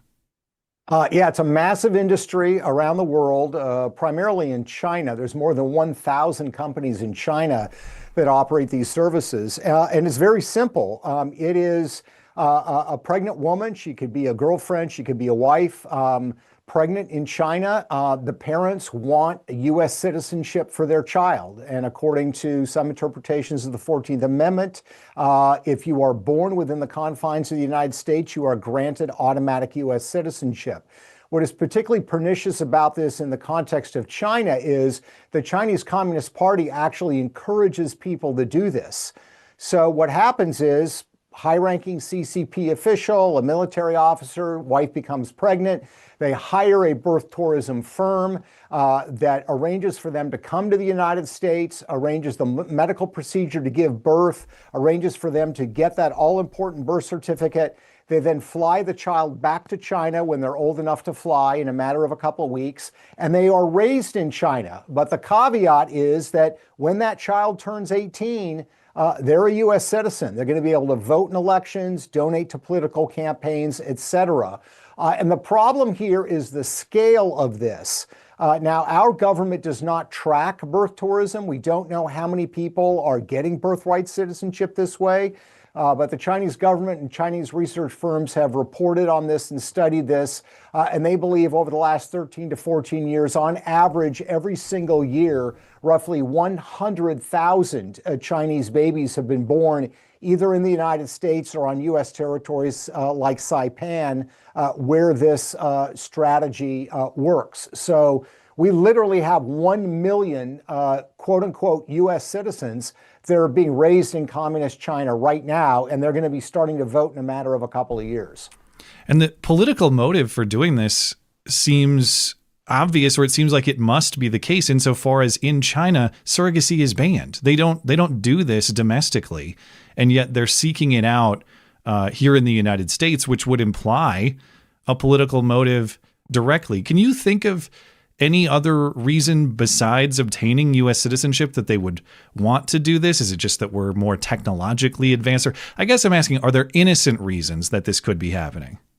You could argue that some fraction, I think it's a small fraction of these, are people that are dissatisfied with the Chinese Communist Party and they want kind of an escape hatch maybe for their kids. The problem with that theory is it's the Chinese Communist Party that has run articles in their major newspapers telling members of the elite, military officers, intelligence officers, people from the propaganda ministry to do this.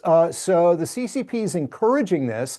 And of course, they're allowing this to be advertised openly. If you go on Chinese social media, the Chinese internet, you'll find all kinds of ads encouraging this. So the fact that the government is pushing this, I think it's safe to assume they're doing it for their benefit, not ours. And I think it's clearly something that people have not focused enough on. I'm hoping that this is going to become a sort of cornerstone of the discussion before the U.S. Supreme Court. They're scheduled to hear the case on birthright citizenship here in a matter of a few weeks. Yeah, I want to talk a little bit more about the implications of birthright citizenship there. But you mentioned all these U.S.-born Chinese babies are going back to China. Eventually, they turn 18, they become adults. They are U.S. citizens under the current understanding of the 14th Amendment. I know you said we don't have an idea of the scale necessarily. Do we have an idea of how many of them are, say, voting in the U.S.? I assume many of them do, or what? How do they interact with the U.S. politically from China, if at all? It's a great question. So it's already happening on a couple levels. We know that the Chinese dominate something called the EB-5 visa program. This is where if you invest $1 million in the United States and ostensibly create a certain number of jobs, you get permanent resident status.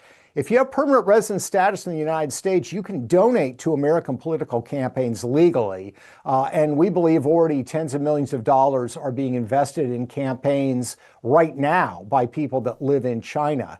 I think in terms of the voting, it's harder to know. This all comes down to the states and what their residency requirements are in order to vote. In a lot of states, all you have to do is demonstrate some kind of residential address. So there have already been reports of cases in, say, Arizona, where 20 foreign nationals will all put their name at a condo, let's say in Tempe, Arizona. And if they do that a week before the election, they can vote absentee ballot. They can vote by mail from China. So we don't have any numbers. It's not reported by the states, but I think it's going to be ramping up, especially since the first crest of the wave of these million plus U.S. citizen China started, that first part of the wave started in 2013, 2014, 2015. So, we're looking a couple of years from now, and I think we're going to see those numbers really ramp up. You mentioned birthright citizenship is going to be before the Supreme Court shortly. We'll get hopefully some clarification on where the court stands on the merits of that. I know they've talked about the process before when Trump issued his executive order previously. I want to, beyond just the correct legal interpretation, curious for your thoughts on just the rational behavior on the part of China. I suppose my question is, given that this is our legal standard, you're born here, you're a citizen, end of story, isn't it just rational behavior for another country or even our enemies to send their impregnate women or have this whole industry here to have babies born here such that they can gain an advantage over us in that way? 100%. They're being smart about it. Look, they were doing this in a similar way in Hong Kong in the early 2000s. And then in 2013, Hong Kong banned birthright citizenship from mainland China because the numbers were so large, and they concluded that this was a subversive effort by the Chinese. So I don't fault the Chinese for being smart and clever about this. I just think it's idiotic on our part to operate on the assumption that with birthright citizenship, bad things aren't going to happen. As I point out in the book, for example, drug cartel leaders like El Chapo, when his wife was pregnant in 2011, he brought his wife to the United States. This is a guy who runs a cartel. He brought his wife to the United States for the express purpose of he wanted his child to be a U.S. citizen. The head of the Jalisco cartel right now is a U.S. citizen that got it through birthright citizenship. This is the stepson of the former leader of the cartel who is now in jail. So our adversaries are being smart. The question is, are we going to wake up to the fact that having a legal standard for the 14th Amendment, which says if you get here by hook or by crook, however you get here, whatever your motivations are, even if the child has no connection to the United States whatsoever, other than they spent a couple of days here when their mother gave birth, that they suddenly are getting citizenship. If we want to operate like that, I'm sorry, we might as well pack it in. That is, to me, the very definition of a suicide pact. Yeah, I don't see a way to have that as a policy without those incentives. You're going to have to accept them if this is the legal status quo. And I assume if you're betting, it's probably going to remain the status quo. It remains to be seen what the Supreme Court's going to say. Do you have a prediction about what the Supreme Court may decide? Will they actually take the case on the merits head on, or will they find a way to skirt around it, or what do you think is going to happen? It's a great question. I'll caveat by saying I'm not a constitutional attorney, but I think there's a couple of issues to be settled here, right? The question is, Donald Trump issued an executive order saying that birthright citizenship does not allow foreign nationals, if you're illegally in the country, does not allow citizenship for them. So the court has a couple of things to raise here. Number one, can the president do this by executive order? Number two, can certain limitations be placed on birthright citizenship? The court could come back and say, you know what? It's not absolute. Congress and or the executive branch can place certain limitations on birthright citizenship. That's what I predict they're going to do. If the court, however, comes back and says no, anybody who's here under any pretext, even if they lie on a visa like they do with these birth tourism cases, because they're coming into the country and they're putting on the visa, they're coming as a tourist, not to have a medical procedure. So that is visa fraud. If the court comes back and says it doesn't matter why you're here, then honestly, we're cooked, because I don't see there's any way to do this. But I do think they will come back and say, look, there is birthright citizenship. If you're in the country legally, you can trim it and restrict it in some ways. But they say maybe perhaps it has to be done by Congress, not by executive order. So I'm thinking they're gonna split the difference. That's my prediction. Yeah, that sounds pretty sensible. We'll see how that goes. In terms of the industry here, the industry that is birthing all these babies, I want to ask you some more about surrogacy, because as you mentioned, a lot of these babies, they're not necessarily born to Chinese mothers. They're born to U.S. citizen, often surrogate mothers. Do you have some thoughts, or do you have some knowledge about how big the industry is? I know it's big in Southern California or even just nationwide, but what is the American side of this industry of Chinese birth tourism? Yeah, so you've got the traditional birth tourism, which is you're living in China, your girlfriend, your wife is pregnant, you fly her to the United States, you get the birth certificate, you fly back to China. Surrogacy is a little different. Surrogacy is a Chinese man donating sperm and hiring an American woman to carry his child to term. Often they're paid $50,000, $60,000, $70,000. That child is born and then is sent back to China. That could involve a father. It could also involve a Chinese mother. Maybe her eggs are involved. But regardless, it's using an American woman as a surrogate to carry the child. So in this particular case, of course, birth tourism would apply in the sense that the child is born in the United States. So again, according to this wide open interpretation of the 14th Amendment, automatically U.S. child. They have the added benefit, by the way, of the biological mother now being a U.S. citizen in the United States. So that makes it even more ironclad. We don't know how big this industry is, but we did find that in just Southern California alone, there are 107 Chinese-owned surrogacy companies that advertise these services in China. And there are a couple of individual cases that are pretty shocking. One involves a Chinese man who lives part-time in Southern California. He is a ranking CCP official. He serves in the Chinese Communist Party in a parliament, in a regional parliament. He had, according to California officials, 26 children born through surrogacy in the United States, all of them, of course, now U.S. citizens. He said in one interview his plans was for one of them to eventually become president of the United States. The Wall Street Journal on their front page about 2 months ago had an even more shocking example. This is a guy who owns a video game company. He's a billionaire in China, close to the CCP. And according to his aides, he has more than 100 children born in the United States through surrogacy, all of them, of course, U.S. citizens. So his plan is to have those children run his business empire, and who knows what else he expects them to do. So, yeah, we don't have numbers, but again, a really shocking problem, completely unregulated. There's no restrictions. Some of the birth mothers even report that the parents don't even pick up the child.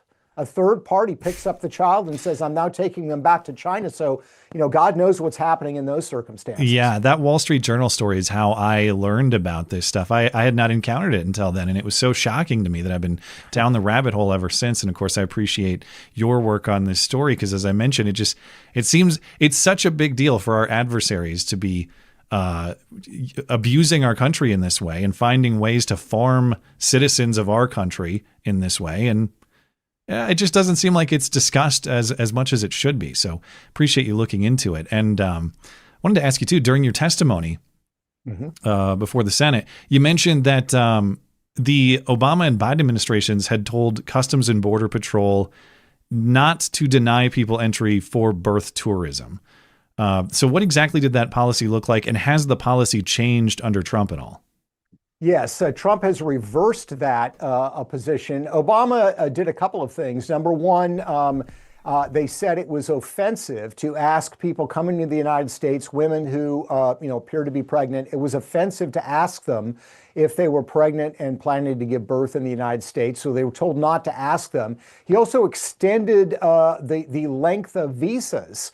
So he created a 45-day visa for Chinese nationals visiting Saipan, which is a U.S. possession not that far from China in the Pacific. And that is one area where there are a lot of these birth tourism cases.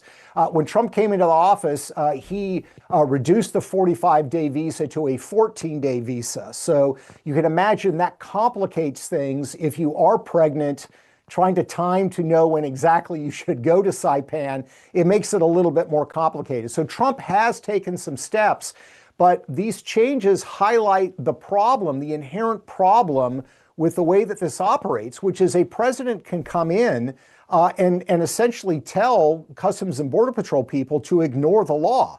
The law says you are required to ask if somebody is going to give birth while they're in the country, but if the president tells them to not ask that question, they won't ask that question. And so we have this inherent problem where you can pass a law, you can create a restriction, you can say we're not going to allow this to happen, but if you have an administration that for one reason or another wants this to occur, they're just going to encourage people to ignore that rule. How receptive were members of Congress about this problem during your testimony? Was this like kind of a partisan thing, or do you think the reception, was there concern across party lines? What was your takeaway from the hearing?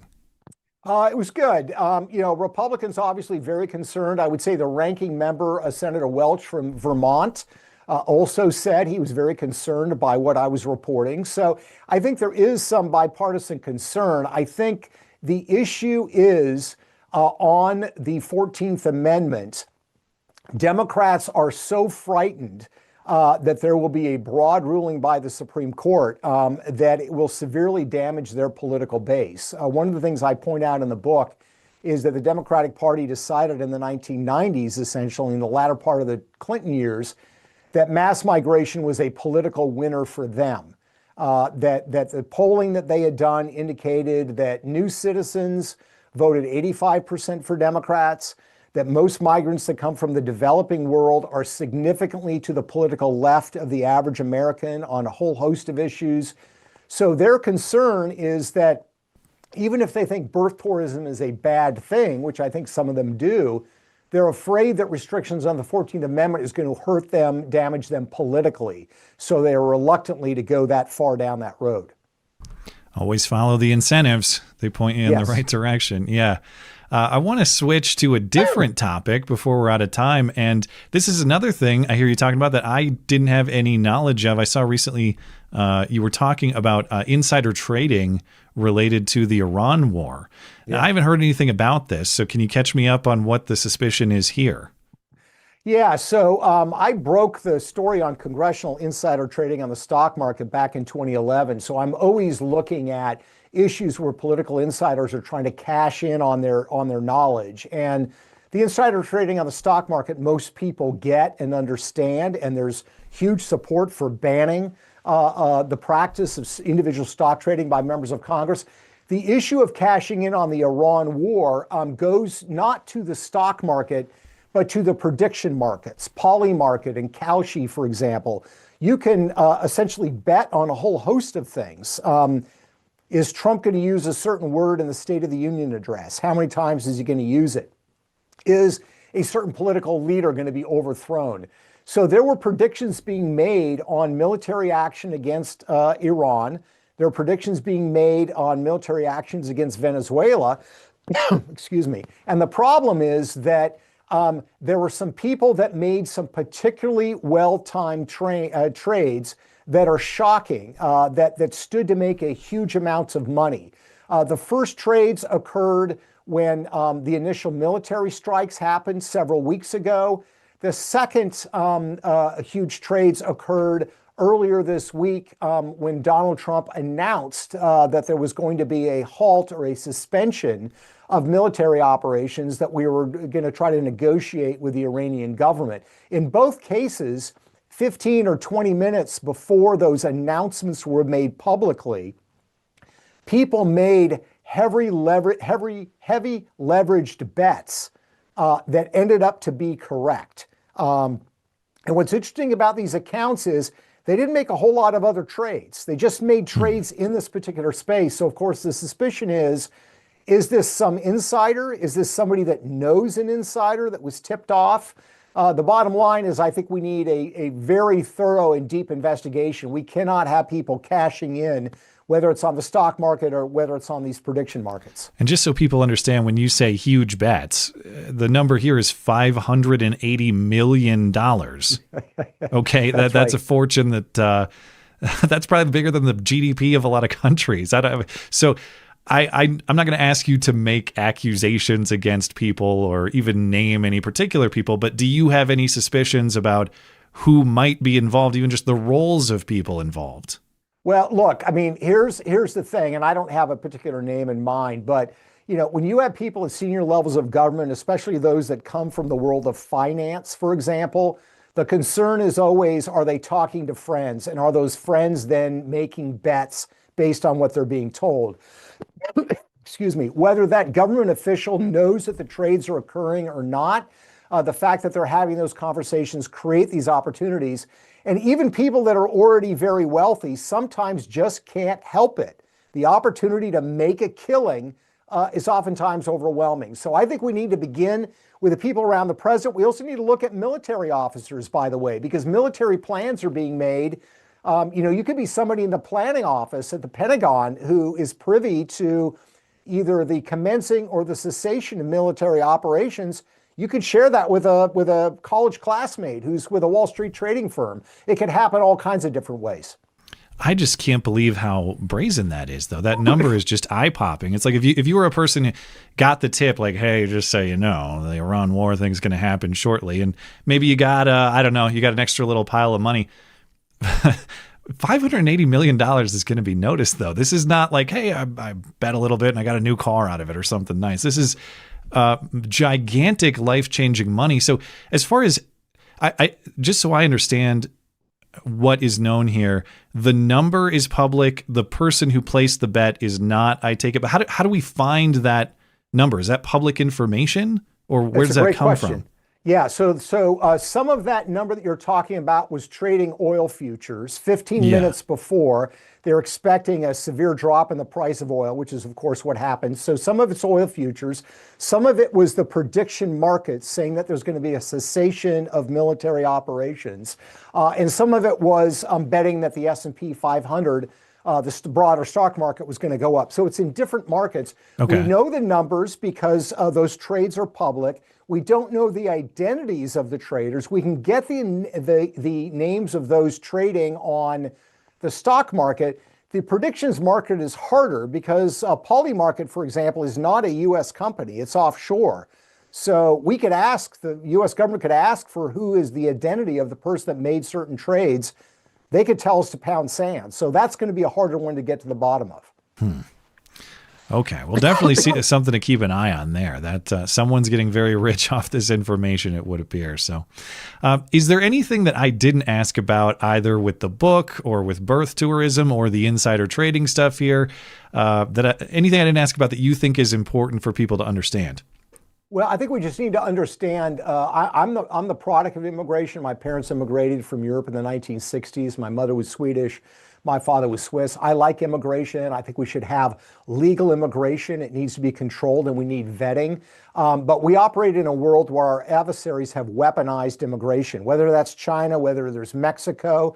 I have a couple of chapters in the book on Mexico and how the Mexican government views mass migration and how they have created political networks inside the United States to erode our sovereignty. We need to look at immigration the way the rest of the world does and not live naively in the way immigration was 100 years ago, because it's a very different world.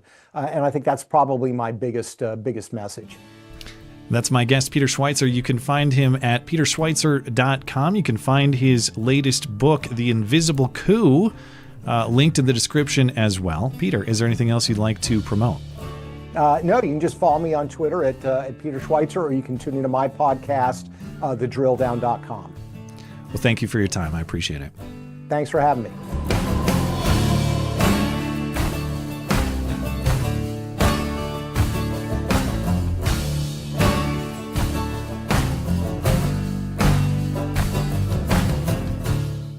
stand back and stand by.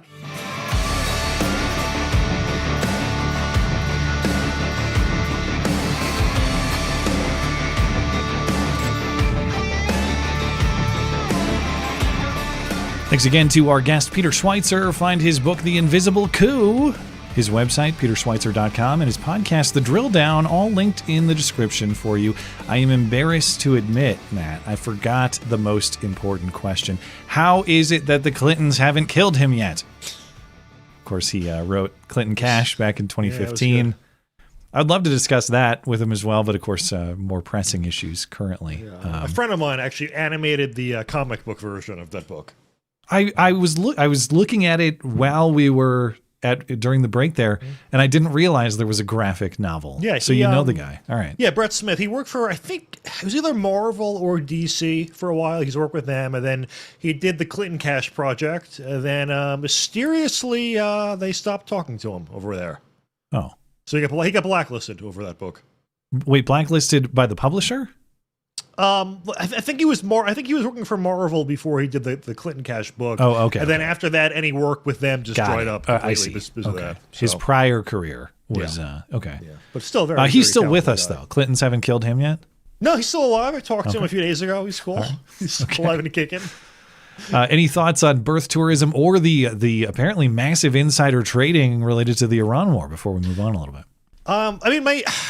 I'm just going to be straight on the insider trading. My main problem with it is that I'm not able to take part in it. Because I'm not going to lie, if someone passed that information to me and I knew it couldn't be traced, like, I'm not going to kid myself. Of course I trade on that. So, wow, you really have become a Fed, haven't you? So, listen, it should be illegal, but if it's not, you're going to be... But honestly, cellmates with Martha Stewart. I guess you'll have to transition first. I was going to say, and she's not still in prison anyway. But whatever. I was going to say on a serious note, but I was being serious. The whole birthright citizenship. So one thing I wondered is, like, if you and I decided we're going to move to Europe and still do the show and make money from the show, unless we renounce our citizenship, we still have to pay tax to the U.S. government and file a tax return, even if the country we move to also taxes that income. I think we're the only country that double taxes like that.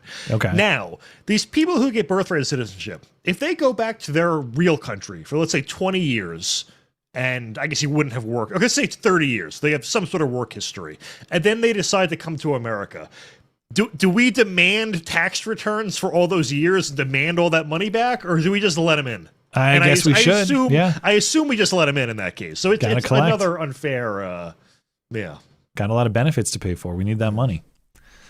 All right. I do have some additional thoughts on birthright citizenship. Actually, the case before the Supreme Court. Now, we talked a little bit about it. You talked about it on Sunday. I talked about it some more on Wednesday. As of Wednesday, I hadn't had the time to listen to the actual argument that was 2 hours earlier in the day that day. But I did listen to it later in the week, and I had some thoughts about the argument and maybe a little bit about what's going to happen.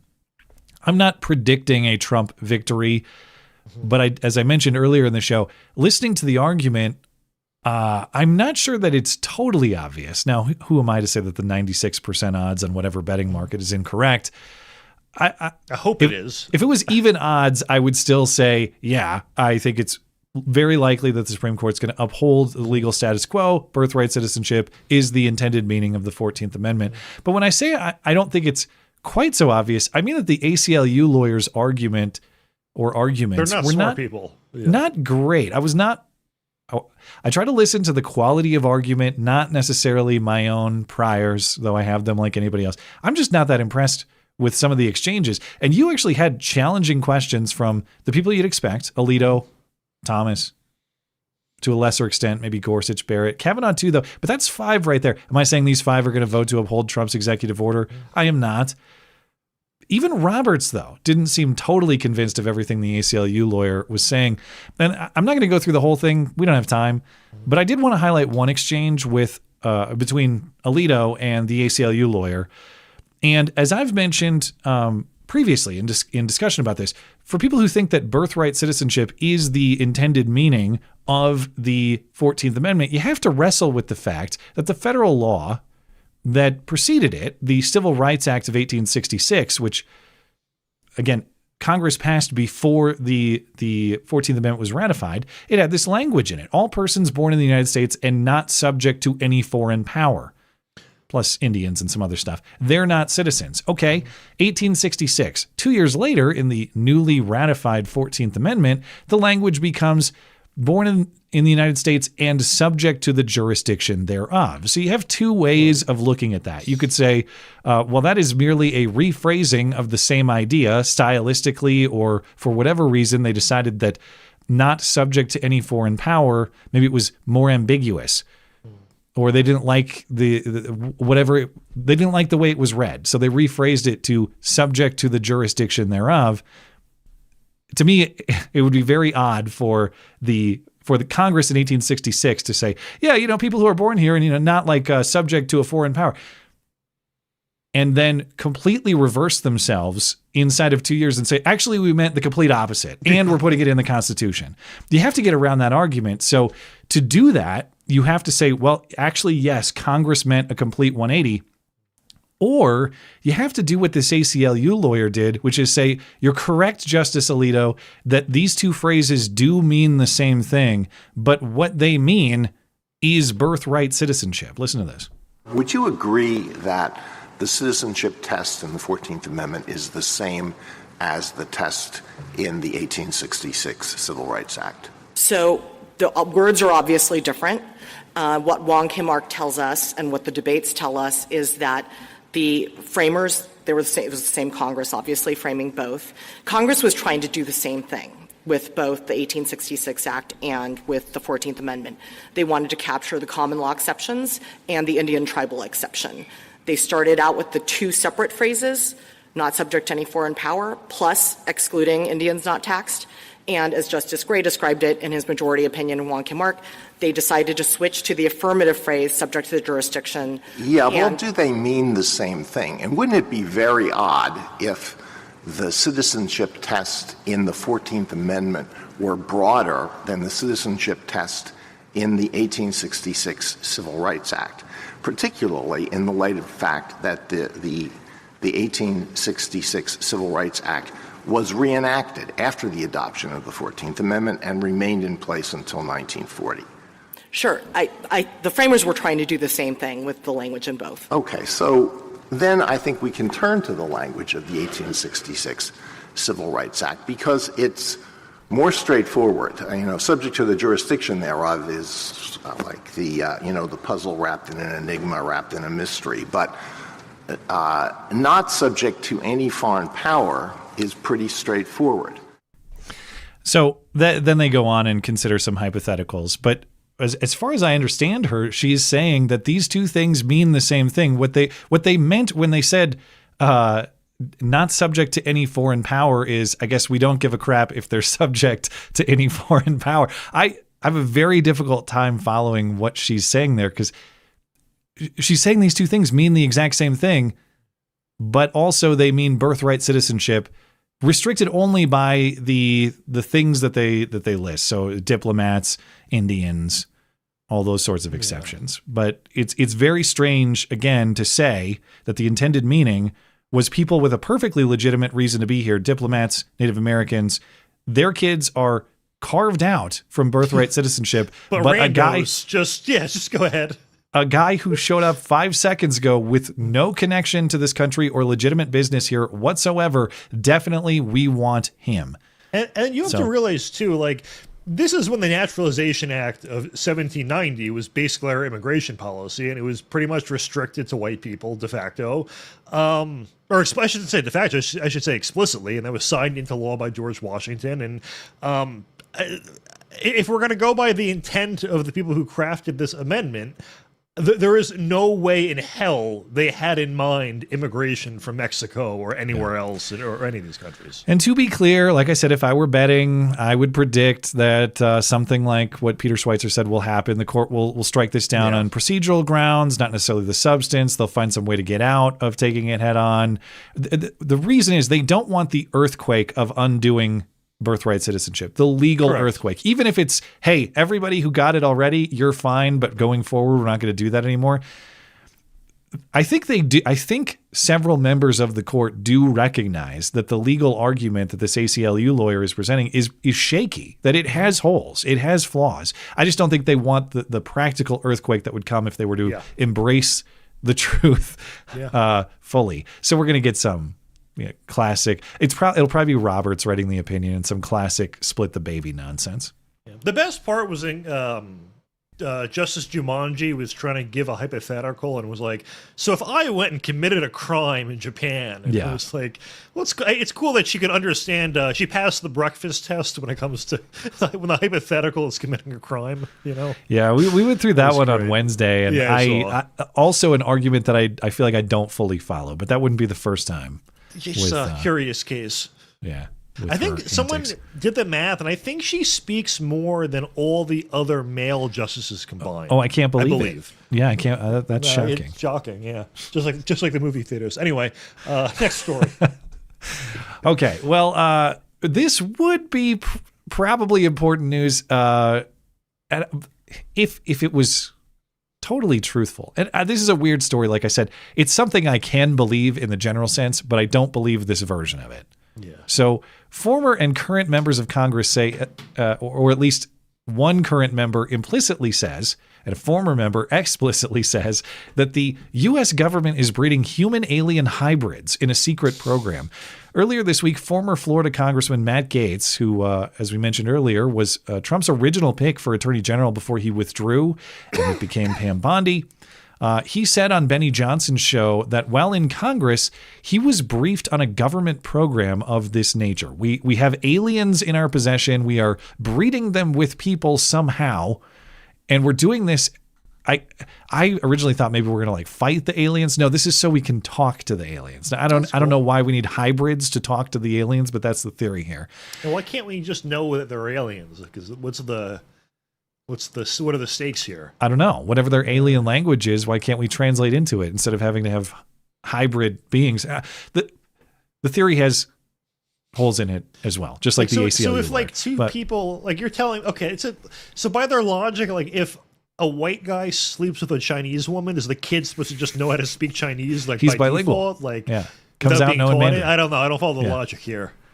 Well, Matt Gaetz says that, and then responding to that statement, Congressman Tim Burchett, or Burchett, I'm not sure how you pronounce his name. I'm going with Burchett, Congressman from Tennessee, who is a member on the House Task Force on the declassification of federal secrets. He implicitly confirmed the claim. He didn't deny it, and he added his own detail to it in the general sense. He said on Newsmax with Rob Finnerty, if Americans knew what the government knows about aliens, or what the government even has in its possession regarding aliens, they'd be up at night worrying. Former colleague of yours, Matt Gaetz, making some pretty shocking statements yesterday about aliens. I had someone come and brief me who was in a military uniform, worked for the United States Army, that was briefing me on the locations of hybrid breeding programs where captured aliens were breeding with humans to create some hybrid race that could engage in intergalactic communication. Aliens that were living were in forced breeding programs with humans that had been abducted from war zones and from even the caravans of migrants. I don't have the tinfoil hat on just yet, Congressman, but I'm wondering, kind of how you react to that, because you are connected. You're on the UFO subcommittee. I mean, I'm just wondering what you make of that. Have you heard anything like that? I've been briefed by just about every alphabet agency there is. And I'll just tell you this, if they would release the things that I've seen, you would you'd be up at night worrying about or thinking about this stuff. We just need to disclose it all. I'm sick of it. It just keeps getting covered up, and the people that know are dying or disappearing, as the case may be. Wow. And for the record, I'm not suicidal, and I don't take risks. I am not suicidal! I have so many questions. Okay, how are they breeding them? Was there a job posting where they're like, hey, want a fucking alien? Here's your chance. Also, just biologically, how are they breeding them? I don't think, you can't make a chimera. That's how you say it, right? A human-animal hybrid by having a guy fucking animal. The odds, too, that the aliens would have evolved in a way where a human could reproduce. I'm very confused. That's what, and what he said was forced breeding. So that implies like they're not doing like these are not petri dish babies or alien hybrids. So we're raping aliens. That's the way I interpreted it. Yeah. So this congressman, I have a friend who has a podcast that I think maybe gets 4 viewers, and he booked him as a guest. So do you want me to try to get him next? Yes. All right. Yeah. Okay. Yeah, I want to hear some more. Let's do it. And then, is he implying that this is classified info? Because I hate this is where it gets very confusing. All right, because I hate the rigmarole of like, it'll shock you, and I'm also never going to tell you what it is. Yeah. Well, I guess taken as told, I don't have to worry about AI or the robot war anymore because the alien war will take me out before any of those fears become a reality. Anyway, strange thing about what Gaetz is saying there is that he says the information was given to him in a, quote, non-classified setting. That was part of his segment on Benny's show. Okay, it's not like he was in D.C. and he went down to the secret alien rape dungeon where this is happening. And he was briefed by the Federal Bureau of Alien Rape, whatever that is. That's what's at Comet Pizza. It's the alien rape dungeon. Things get weird in that basement for sure. He said this happened at his office in Florida, again, when he was in Congress. Not in D.C., a guy in an Army uniform just stops in and briefs him about the program. In other words, I think it was just some local hobo who happened to get a new outfit at the local Army Navy surplus store. Bingo. There is no mention of who this guy is. There's no claim of credibility for who this person is. And again, I'm torn because if you told me that we have alien rape factories and the government is running them, I'd say, yeah, well, I can believe that. But the problem is, a guy walked into your office and said, hey, Congressman, I'm Officer Alien Rape in the Army's alien rape program, and let me tell you about it. You listened to him talk in your office in a non-classified setting, so presumably if it was a non-classified setting, you could share additional information with us, to your point on what is actually restricted information here. He didn't, or he's not doing that. He also said there are 6 to 12 facilities where this is happening. Where are these facilities? Did you happen to get any? You got them on Google Maps? What information do we have about these facilities? The other thing, though, is he conceded as part of this segment. What does it say here? Oh, he conceded that he did not verify the whistleblower's claims. So a guy came into your office and said, let me tell you about the alien rape factories. And you thought, that's odd. But what am I, as a sitting member of Congress, going to do about it? Guess I'll just resume my usual business. I'm only half kidding when I say this sounds like, if I believe this conversation ever happened, it sounds like a drug-addicted hobo walked into his office and he took the claims seriously. I was just Googling because I remember that Borat or Sacha Baron Cohen tried to prank him on one of his shows. Oh, yeah. And Gaetz didn't take the bait. So if Borat couldn't get him, how are we to believe a drug-addicted homo could have got him, you know? Wait, so hobo or homo? Either, I guess both. But my conclusion is that aliens must be real then. That's a whole different... that's a different discussion. I'm going to punt on that one because... I think this is probably not true, but I'll try to get Burchett. Or I think Gaetz follows me on Twitter as well. I know he said that the other week about Hegseth, and obviously we were not able to book Pete. Pete is too busy? We were not able to book the Secretary of Defense for this show. I regret to inform you all. If Pete came on this show, my first question is, what the fuck are you doing here? Why are you doing this? I'm glad he is too busy to respond to Matt Palumbo. After we just we got a little chat going back and forth on Twitter. Then I pitch the show and it's just silence. It's respectful of us to wait for after Bridge and Power Plant Day. Yeah, coming up on Tuesday. He's got big things to worry about. I did try. All right, it's time for Hoax Hate. Let's get into it. Now, the nobody saw it happen, but it's totally a product of Trump's America hoax hate crime of the week. Ah, shit, it's backwards. You think they'll notice? Thank you, Matt, for tipping me off to the conclusion of this saga, because this is one I've been following for years, but I didn't see the sentencing. So thank you for making me aware Jared of it. Taylor posted it, and I thought I recognized it. Sent it over. Jared Taylor, top source for hoax hate. A very good man. Okay. Recall the saga of Colorado Springs' first black mayor. That's not the guy you see on your screen here, but this is his friend who he happened to lie about. But the mayor's name is Yemi Mobolade. Elected to office in 2023 after a hoax hate crime on one of his campaign signs during the campaign for office.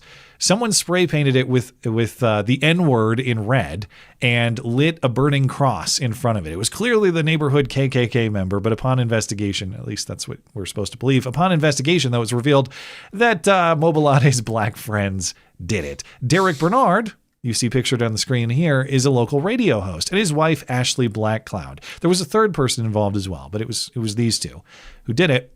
And both Bernard and Blackcloud were convicted last year for faking the hate crime. And still, despite the fact that this was a hoax, determined to be a hoax in a court of law, despite the fact that his friends did it, and despite the fact that he lied to the FBI about his communication with those friends specific to the plot, Mayor Mobolade, number one, is not, has not been, and I presume will not be charged with any crime, even though he was directly involved with this. And two, is still playing the victim in his media reaction to this story. So here's a local news story on the sentencing for Derek Bernard this week. The mayor says he's glad to have justice for him and his family, even though they were never victimized by anything and they lied. Derek Bernard will spend just under 4 years in prison. 11 News reporter Elena Tomish spoke with the mayor today. And Elena, he says this incident in 2023 completely reshaped his time as mayor. Adam, he tells me he's had to change the way he interacts with the public. It's also made him less open. And tonight, he tells us that the sentencing today brought closure to not just him, but also his family. Justice has been served, which is what my family and this community has been longing for.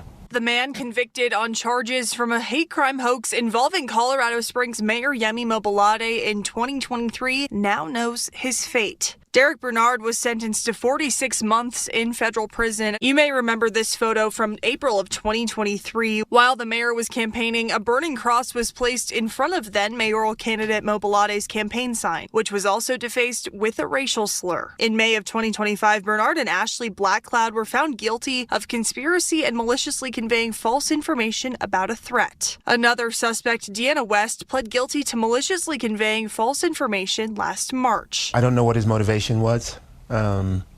So this is clearly someone who's disturbed. During the trial last spring, Bernard took the stand and claimed Mobolade knew about a plan to gain, quote, sympathy votes by staging what would look like a hate crime. Mayor Mobolade told jurors he thought this was a real threat and had no role himself in planning it. An FBI agent involved in the investigation also testified, saying Mobolade provided information in FBI interviews that was later found to be false about his communication with Bernard. Mobolade said he was receiving hundreds of calls around that time in his campaign. The FBI never concluded whether or not the mayor intentionally lied or if he made an honest mistake. With this last sentencing, the mayor says his family has found closure and healing, but also says it's changed him. I'm more guarded with people. Even as I go into re-election season, it's interesting when people say, I want to help out. It's not the same anymore. I don't want to hear any more of these lies. Okay, so I'm sure you covered this in covering this story previously, but the cross is so tiny. The window of time between when it gets lit and when you can take a photo is, what, 30 seconds? It does look like it's made of shims. You're right. Yeah. They couldn't even do 2x4s to build Why not this just cross. do a real, like, old-fashioned, one? I don't know. It's very low energy. It's for this mayor to talk about how there's justice for him now and how people treat him differently. Well, yeah, because the story is so bizarrely soft too. This is a different coverage here. Colorado Springs man accused of air quotes hate crime hoax. He's not accused. He's convicted, and it was a hoax. Yeah. You only say accused in a headline to hedge legally. if they're not convicted. If the charges have been filed. But if the charges are filed, then yeah. Or if they're guilty, then yeah. Right. We're way past conviction. We're into sentencing now. And I will remind you that that's not new revelation from the reporter on that story. Oh, well, they actually, first of all, the guy who's going to prison now, 4 years in federal prison, you heard it in the story there. He testified in his own defense. Yeah, I talked to the mayor about, organizing the hoax. And they're still not bringing charges against the mayor, despite the fact that he was organizing the hoax. We've known about that for a long time. There was a Daily Wire investigation back in November 2024 by Luke Rosiak. You can read that, but according to his sources, the FBI interviewed Mobolade, the mayor, and asked him about his contacts with Derek Bernard, the guy now going to prison. He lied and said, I don't know who that is, and I've never talked to him. Well, according to this description, actively scrolling in his phone past text messages to Derek Bernard that he says he just missed. They were friends for a long time, and the FBI made a criminal referral to the Justice Department. Again, this is the Merrick Garland Justice Department under Biden. According to the source speaking with Luke Rosiak of the Daily Wire, the criminal referral was rejected. The decision was made not to file charges against the mayor, even though he clearly participated in this hoax, because they didn't want the optics of charging the first black mayor of the city. So they let him off the hook. Instead of bringing charges against him for lying to the FBI, they just gave him a new interview in which they allowed him to say things differently. And even in the charging documents said that Bernard, the guy who's now going to prison, sent a message, quote, to the other defendants that said, I'm mobilizing my squad for black ops. No, he actually sent that to the mayor. That's an actual quote. I'm mobilizing my ops of color. He's mobilizing for ops of color. It sounds like you and your boys are going to go play Call of Duty or something. He might have been. I don't know. Yeah, he's doing the thumb button on the C4 in Black Ops. Yeah. Anyway, my squad for black ops. He also said the same message, notified Mobolade, I spoke with some of my friends in other places and there's a plot amidst. The wrong theirs. Yeah. Well, you do what you can, I guess. So he's talking to Mobolade about organizing this. Even like you don't have communication about the plot, okay? But you have an established relationship between these guys that goes back some time. Who do you know who is so enthusiastic for any political candidate? Think like Obama or Donald Trump or people who had like the biggest enthusiasm behind them. Is anybody so enthusiastic that they're going to hoax a hate crime on behalf of that candidate for their own personal reasons? Let alone, they don't do that for anybody. They don't do that for a local mayor election and happen to be friends with the guy. There's no world in which Mobolade was not directly involved in this, and he's not going to be charged. And my question, I guess, is why the Trump DOJ, well, the Bondi DOJ doesn't charge anybody. So maybe that's the answer. But I wonder, we've heard cases like this, like think Jussie Smollett. I know that wasn't federal jurisdiction. That was Kim Foxx and Cook County and Illinois state prosecution and all that. But the crux of his appeal to the Illinois Supreme Court, which I hate to admit is probably correct, is that the Kim Foxx, the prosecutor, gave him a non-prosecution agreement. And then later they brought in a special counsel and prosecuted him. Even though Jussie Smollett did it, I actually agree that that's a breach of due process. Here, I wonder if Biden-era prosecutors, or the Biden-era DOJ, gave this guy some kind of assurance that he wasn't going to be prosecuted, despite his lies. And so now they can't go back on it. Yeah.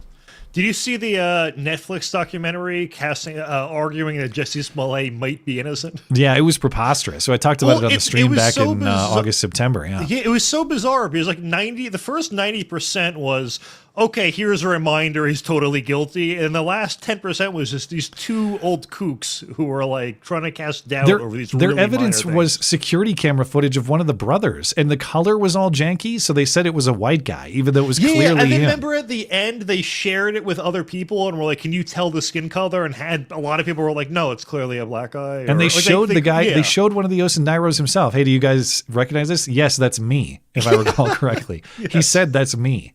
Yeah. It's ridiculous production, but it was thoroughly entertaining. Anyway, Mayor Mobolade is running for re-election. It's the vote will be this time next year, April 6th, 2027. And these idiots will probably elect him again. Yep. I thought Colorado Springs was a conservative place. Is it not? What are they electing this clown for? Let's see, Colorado Springs. What's Colorado Springs demographics? Let's see what that turns up. Well, I know there's there's the Air predominantly Force. white, 65 to 69% white, and then 18 to 19% Hispanic, according to the Google machine. And this is just the AI. It's a Google big summary. military town too, so I don't understand how they're electing deranged Democrats. Anyway, in Salt Lake City, there's a place called Fellowship Hall, which serves as what? On Wikipedia, it says he's independent, but I don't know if it's a non-partisan. Yeah, it says independent, actually. Oh, he's not a Democrat? That's what I'm supposed to believe? Okay. I mean, it's one of those things where he probably is a Democrat, but to get elected, you can't be one if the demographics are accurate for that town. So, and he won 57 to 42. So, pretty decidedly. Yeah. But all right. Well, in Salt Lake City, there's a place called Fellowship Hall, which serves as some sort of, I don't want to say rehab facility because that implies clinical. It's not a clinic, but it's a place where people who are recovering from drug and alcohol addiction can have events and not do drugs or drink alcohol. They host sober parties, gatherings, meals, or in this case, music and concerts. This was some sort of metal or punk rock show with a mosh pit.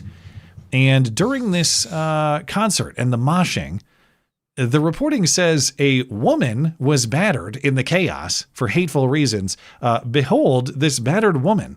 Police are investigating an assault they say happened at a concert in Sugar House Sunday, sending a woman to the hospital. Auntie Lily tells me that she's still trying to figure out who did this to her. She says that during the assault, she blacked out and is still shocked that this even happened. It was at this sober event at Fellowship Hall's Drugs and Alcohol Recovery Center where things got ugly. But if you ask Auntie Lily, that may be an understatement. I held my arm up to simply push back when most of the people would come towards us. One person, I suppose, took that as a cue to fight. All of a sudden, and next thing I know, I was being thrown to the ground, getting punched in the face, pulling my arms up, trying to protect myself. And the next thing I see is another person come in and stomping on my face multiple times. Lily says she blacked out. Of course, I scream and I'm like, what just happened? Instantly confused, and I just get grabbed and start getting pulled outside. Lily went straight to the hospital after noticing her face was battered. In the meantime, Lily is hoping to find out who did this to her. Right now, she can't afford the surgery doctors recommended. No matter what the circumstances was or the intent was, I still was physically assaulted, and this is going to last me probably a lifetime. She sounds I hideous. don't think so. Well, she's a guy, so. You can't claim it's like a transphobic hate crime when no one can tell you're trying to be a woman in the first place. There's no effort at all. I agree that I don't think this is going to be a lifetime injury. Now, this is not an injured photo, but it looks like $54,000. Yes. Although, can you assault me or something? I'd do that for $54,000. listen, if we Jesus. can't bet on Iran war insider information, can we at least beat the shit out of each other? Can we at least fake a hate crime? Yeah, Jesus Christ. All right. Anyway, it's a little bit inflated, as I'll get to, because if you can see the highlighted donation there, one of them is 25. One of them's $25,000.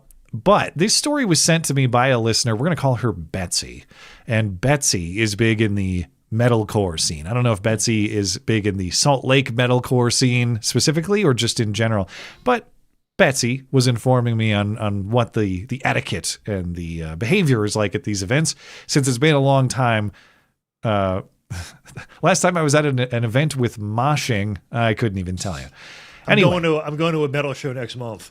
What happens is at this type of event, people mosh, they flail around, even sometimes they hit each other in the pit. We saw them doing that in the video story. Wondering, because I was seeing that, when I go to said metal event, I'm not going to go to the mosh pit, but for those who are you trying to dodge these people? Like, do they know not to hit you, or is it fair game for them to hit you? Like, what is the etiquette? In the pit, some of the contact is fair game. Like, even physical aggression is fair game in the pit. But what Betsy tells me is that there are people on the outskirts, the circle around the pit.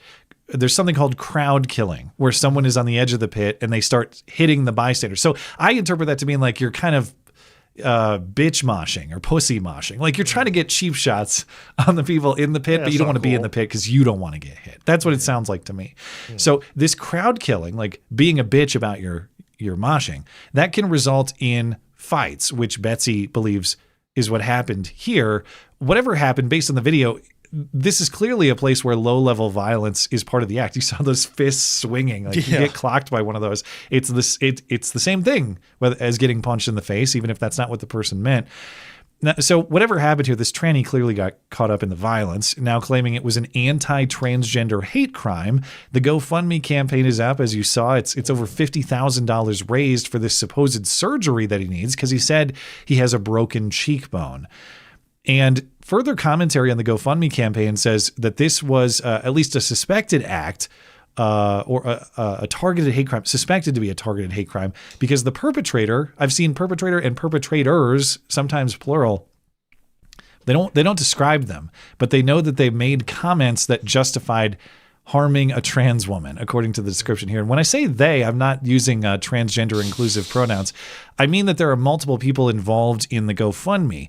This GoFundMe is someone named Bailey Lewis, who is organized on behalf of Chris Cook. And I'm very confused on who the hell Chris Cook is, because this tranny is named something Lily. Is Chris Cook the dead name of the tranny, and do they have to do that for legal reasons? It's kind of transphobic that Bailey would dead name. But maybe you have to. I think she's the real victim. She's the real monster. Sounds like another hate crime, yeah. I think it's another, yeah. But I'm guessing that Chris Cook, this person, the tranny is Chris Cook, and they have to use the legal name for legal reasons to get the money. That's my guess on what's happening here. I'm just trying to see if the name Chris Cook turns up in any like articles or anything. It's kind of a generic name. Yeah, I'm not. It's too. But also. So we saw video footage of the mosh pit. Is she? I almost said she, as if. Anyway, did this happen in that mosh pit? Because I don't know if that one is the one where he got hurt, or if it's just a we should have video then. As always, there's never any video for any of these. Well, that's the thing. So, listener Betsy was speculating that at this type of event, there'd probably be like 50 people there. Is what Betsy says. Now. We know there's video recorded at some point because, like you said, that we saw a video from the venue. Was there video at the time? If there's 50 people there. People have phones in their pockets. They tend to records at concerts, the whole fucking concert. Also, it's bizarre. There are some 50 potential witnesses, but nobody is describing having witnessed this. And according to Betsy, as you'd expect, these sorts of events are near universally left-wing politics. In fact, seeing a tranny at this sort of event is very normal. It's not as though there's a bunch of Nazis moshing who hate trans people. So it's very odd that it's a bunch of left-wingers who saw this happen and nobody wants to speak out in Chris or Lily or whatever the hell this tranny's name is, speak out on his behalf.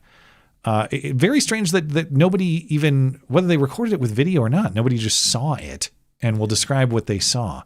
But anyway, 54 grand for getting punched by a transphobe. Hey, like you said, I'd do it for way less. We'll give you a better rate if you send us an email. Just one punch only. No, I don't want to get kicked on the ground. But all right. So my two retirement options are Poly Market insider trading and a fake hate crime. Those are my That's as good a plan as any. Yeah. I mean, Pam Bondi said the Dow is at 50,000, but it's been downhill since then. So you got to diversify. You got to think creatively. So I don't blame you. All right, time to close out with Super Chat, and then we'll call it a night. What do we have? Let's go over to Rumble first. Zeldgear says, Happy Easter. Thanks for all you do. Well, we love you. You're very special. Thank you for your support for the show. In fact, there's a double here, so double earned. We love you. You're very special. First of all, happy Easter. God bless you. And thank you for supporting the show. It is hugely appreciated. And to know that people value our stupid production to that degree is very humbling and very much appreciated because it keeps that duct tape rolling. And somehow, one way or another, that duct tape always rolls on. I don't know how, but it is eternal. They should have seen us before we went live. It was crisis resolved expertly. Here, actually, Zeldgear's not even done. Oh. There's one more. I am not going to be niggardly. So thank you for keeping the duct tape in operation. Solid care. God bless you and your family. Happy Easter. Much appreciated. Newbie of Death. Nobody moshes anymore. I figured that's not that I was ever like big into that, but of course in my younger years I used to like to go to a lot of music shows. It's one of the things I loved about going to school in Portland was like there was a lot of cool music venues, and every stupid little band that you like would eventually come through town, and so it was one of the things I liked to do. I was never a mosher guy, but I've seen it.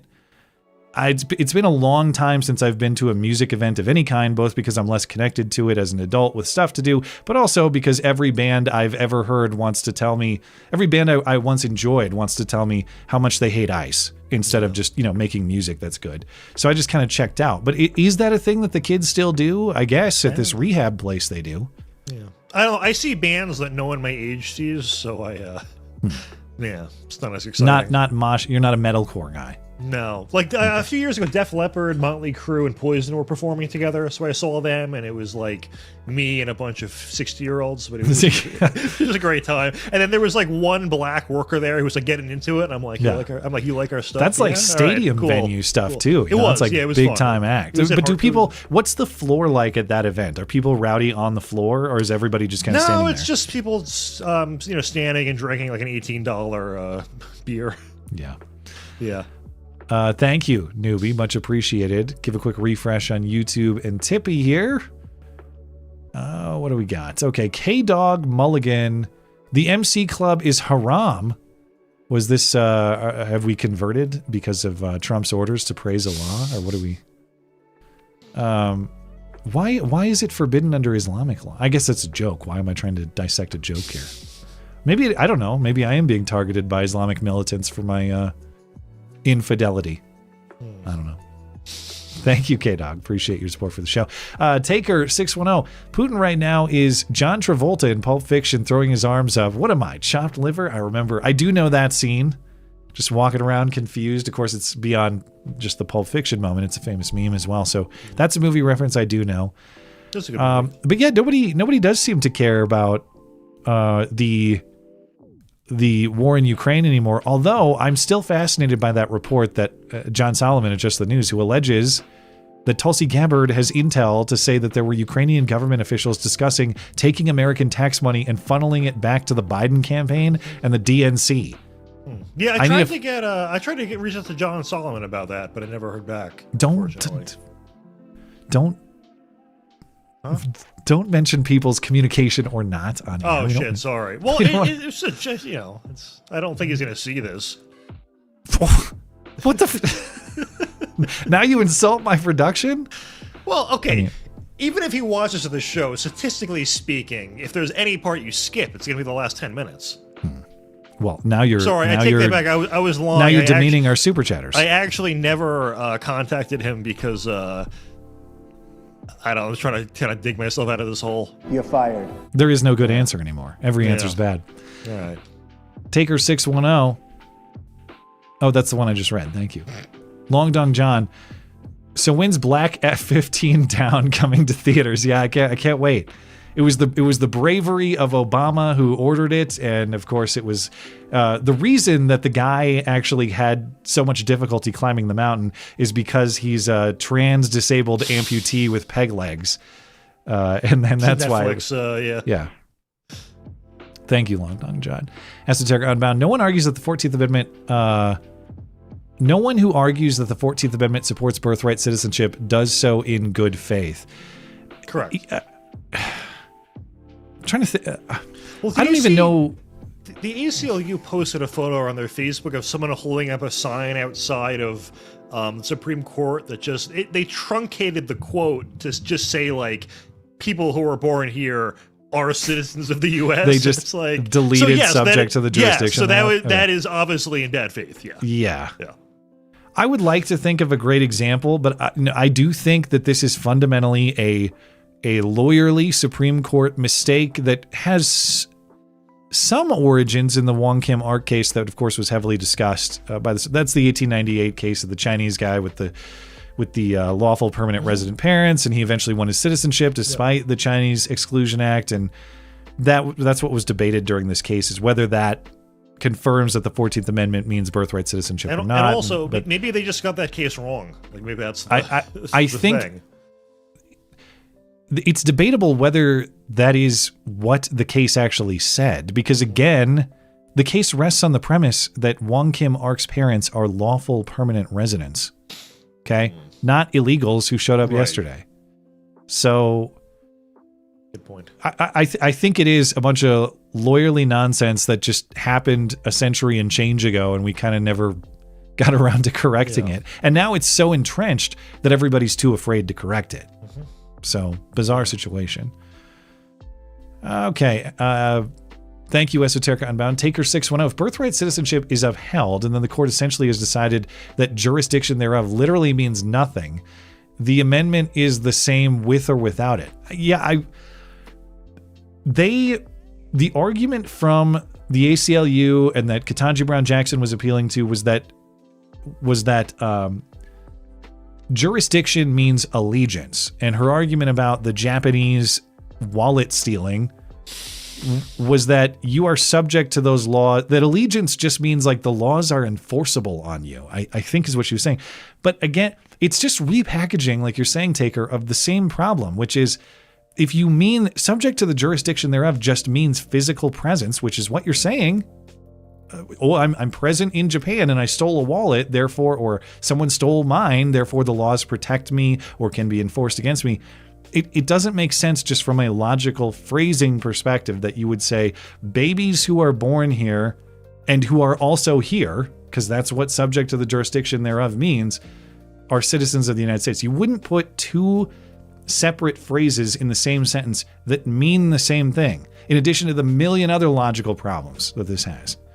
So you're right, Taker. That's gonna be the established, entrenched legal standard. Subject to the jurisdiction thereof means literally nothing other than you're here and you could be arrested if you commit a crime. That's it. Unless you're here for being illegally, in which case they won't arrest you. No, then I guess not. Yeah. Dwayne Thompson. Subject to the jurisdiction thereof means you are a member of the state in which you are born. It is important because at the time, states were still recognized as a superior to the Fed. That's true. Well, the tricky thing about that is the 14th Amendment fundamentally changed that power dynamic. And I know not all of that was intended. That is to say, of course, pretty much the entirety of the substantive due process jurisdiction is bullshit. Made up nonsense, wish list rights inserted and imposed on the states because that's clearly what those Civil War amputees meant. No, of course not. But what you're saying is in an area that probably is, I'm sure it is relevant. That is to say, at the time that this was crafted, the relationship between the federal government and the states was fundamentally different than it is today. So that may be part of the mystery wrapped in an enigma, as Alito phrased it, that explains what was meant by subject to the jurisdiction thereof. But to me, I need look no further than the law that Congress passed 2 years earlier, where they said, oh, you know what it means? Like not subject to any foreign power. I think they meant that when they wrote it, and they didn't mean to completely reverse it when they passed a constitutional amendment or ratified it a few years later. Anyway, thank you, Dwayne. Appreciate your support for the show. Taker 610, Federal Alien Parenting Program, or FAP is FAP, the Federal Alien Parenting Program, the Federal Forced Rape Program for Aliens. FAP, F-A-P-P, great name. Esoterica Unbound. Medicaid scams, birthright citizenship, and insider trading make it clear the federal government has just become a support system for fraud. If allowed to continue, the rush to cash in will collapse the culture. Well, it is very interesting how all of these pieces come together to form that sort of collapsing force in a way that does seem designed, does it not? Now, I've not read Peter's book yet, but all of these are like invisible coup type ingredients that just come together very conveniently. It has to be designed because, listen, if you are someone who is like a social democrat, like a social democracy type person for economics, like you want a cradle to grave welfare state, and you're running a country, and then Nick Shirley comes along and says, hey, we're losing tens of billions of dollars to fraud. If you're someone who really wants that kind of program to work, you'd go, well, thank God we have this kid who's finding all this. We can use all that money for people who actually deserve it and need it. And the reaction, like Gavin Newsom is personally attacking Nick Shirley on Twitter for finding fraud, where like you should be thankful he's doing all of this. And it's because they want it. They don't care. The whole point is to let these people loot the treasury. Yeah. I will also add my third retirement plan idea is Medicaid fraud. Yeah, that one seems to be working for a lot of people. Hospice fraud, big in Southern California. Start a hospice business. A lot of them getting chased out of the LA area because there's finally scrutiny applied to them. That's a market opportunity for you. A lot of people need end of life care. Yeah. You could, the thing that could is, be you. someone, I can't remember if it was on Fox or someone, but someone who was reporting on the extent of fraud in California was saying it's to the extent that the DOJ lacks the capacity to prosecute it. So we don't have the manpower. Not even the AI can do it. No, they can't, so you can't even do the legal filings. Yeah. Yeah. Tim says, speaking from experience, mosh pits can be pretty brutal. People can get inadvertently hurt. No intention needed. I would be curious if they are still allowed. They banned stage diving and crowd surfing years ago. This story sounds like bullshit. Well, all I need to see is those fists swinging around, and I could understand how easy it is to catch a fist. That's a big game, man. You know what I mean? Like, you might just get a stray fist right in the eye. Yeah. I mean, I don't think there's obviously not like state or federal law on it banning it, but I guess there might be. Like, there might be state law on it. I don't know. Huh. Could be. I don't know. I could see that as a public safety law. The last time I saw one, I think it was 2019. I've not seen one in a long time, but I just don't know if that's because I'm old and out of the that arena of life. Yeah. So. I mean, I could totally see venues banning it, or it just being like an unspoken thing of we can't do it for whatever reason. But state law against moshing. Let's find out. So according to Google's AI, there are no specific state level laws that make moshing a crime, but it is not a protected activity. You have clearly the 14th Amendment protects a right to mosh. Yeah. Okay. Participants can be held liable for injuries. Venues often ban moshing through private policy to avoid liability, like you're saying. In extreme cases, individuals causing injury could face charges like assault or disorderly conduct. Dangerous Spaces says, not legally, I'm just saying security stops it, and then he also referred to the act as unintentional fisting. I want some butts! All right. Anyway. Thank you, Tim. This valuable mosh insight. I think we're all set there. Good on Rumble, good on YouTube and Tippy. Anything else you'd like to mention before we are out of here for the evening? I apologize for the accidental sin I committed 10 minutes ago. But besides that, no, we're all good. All right, we will call it there. Thanks for tuning in tonight. Thanks to our live chatters and super chatters for making the live show a success. If you're listening on demand later, thank you kindly as well for supporting the show. Thanks to Peter Schweizer for joining. Check out his new book, The Invisible Coup, his website, peterschweitzer.com, and his podcast, The Drill Down, all linked in the description for you. Thanks to highly regarded, I was going to say highly regarded author, but that would limit you. You're highly regarded in many areas, including guest booking. Highly regarded in that way as well. Find his X account and his latest book on Alex Soros linked in the description. Thanks to producer Tim for his assistance, as always. Find everything show-related at mattchristiansenmedia.com or mattis.gay if you prefer brevity. Join the MC Club. It's haram, but that doesn't matter. It's still a good thing to do. I'm live on Wednesday and Sunday nights. Have a great night and a great week.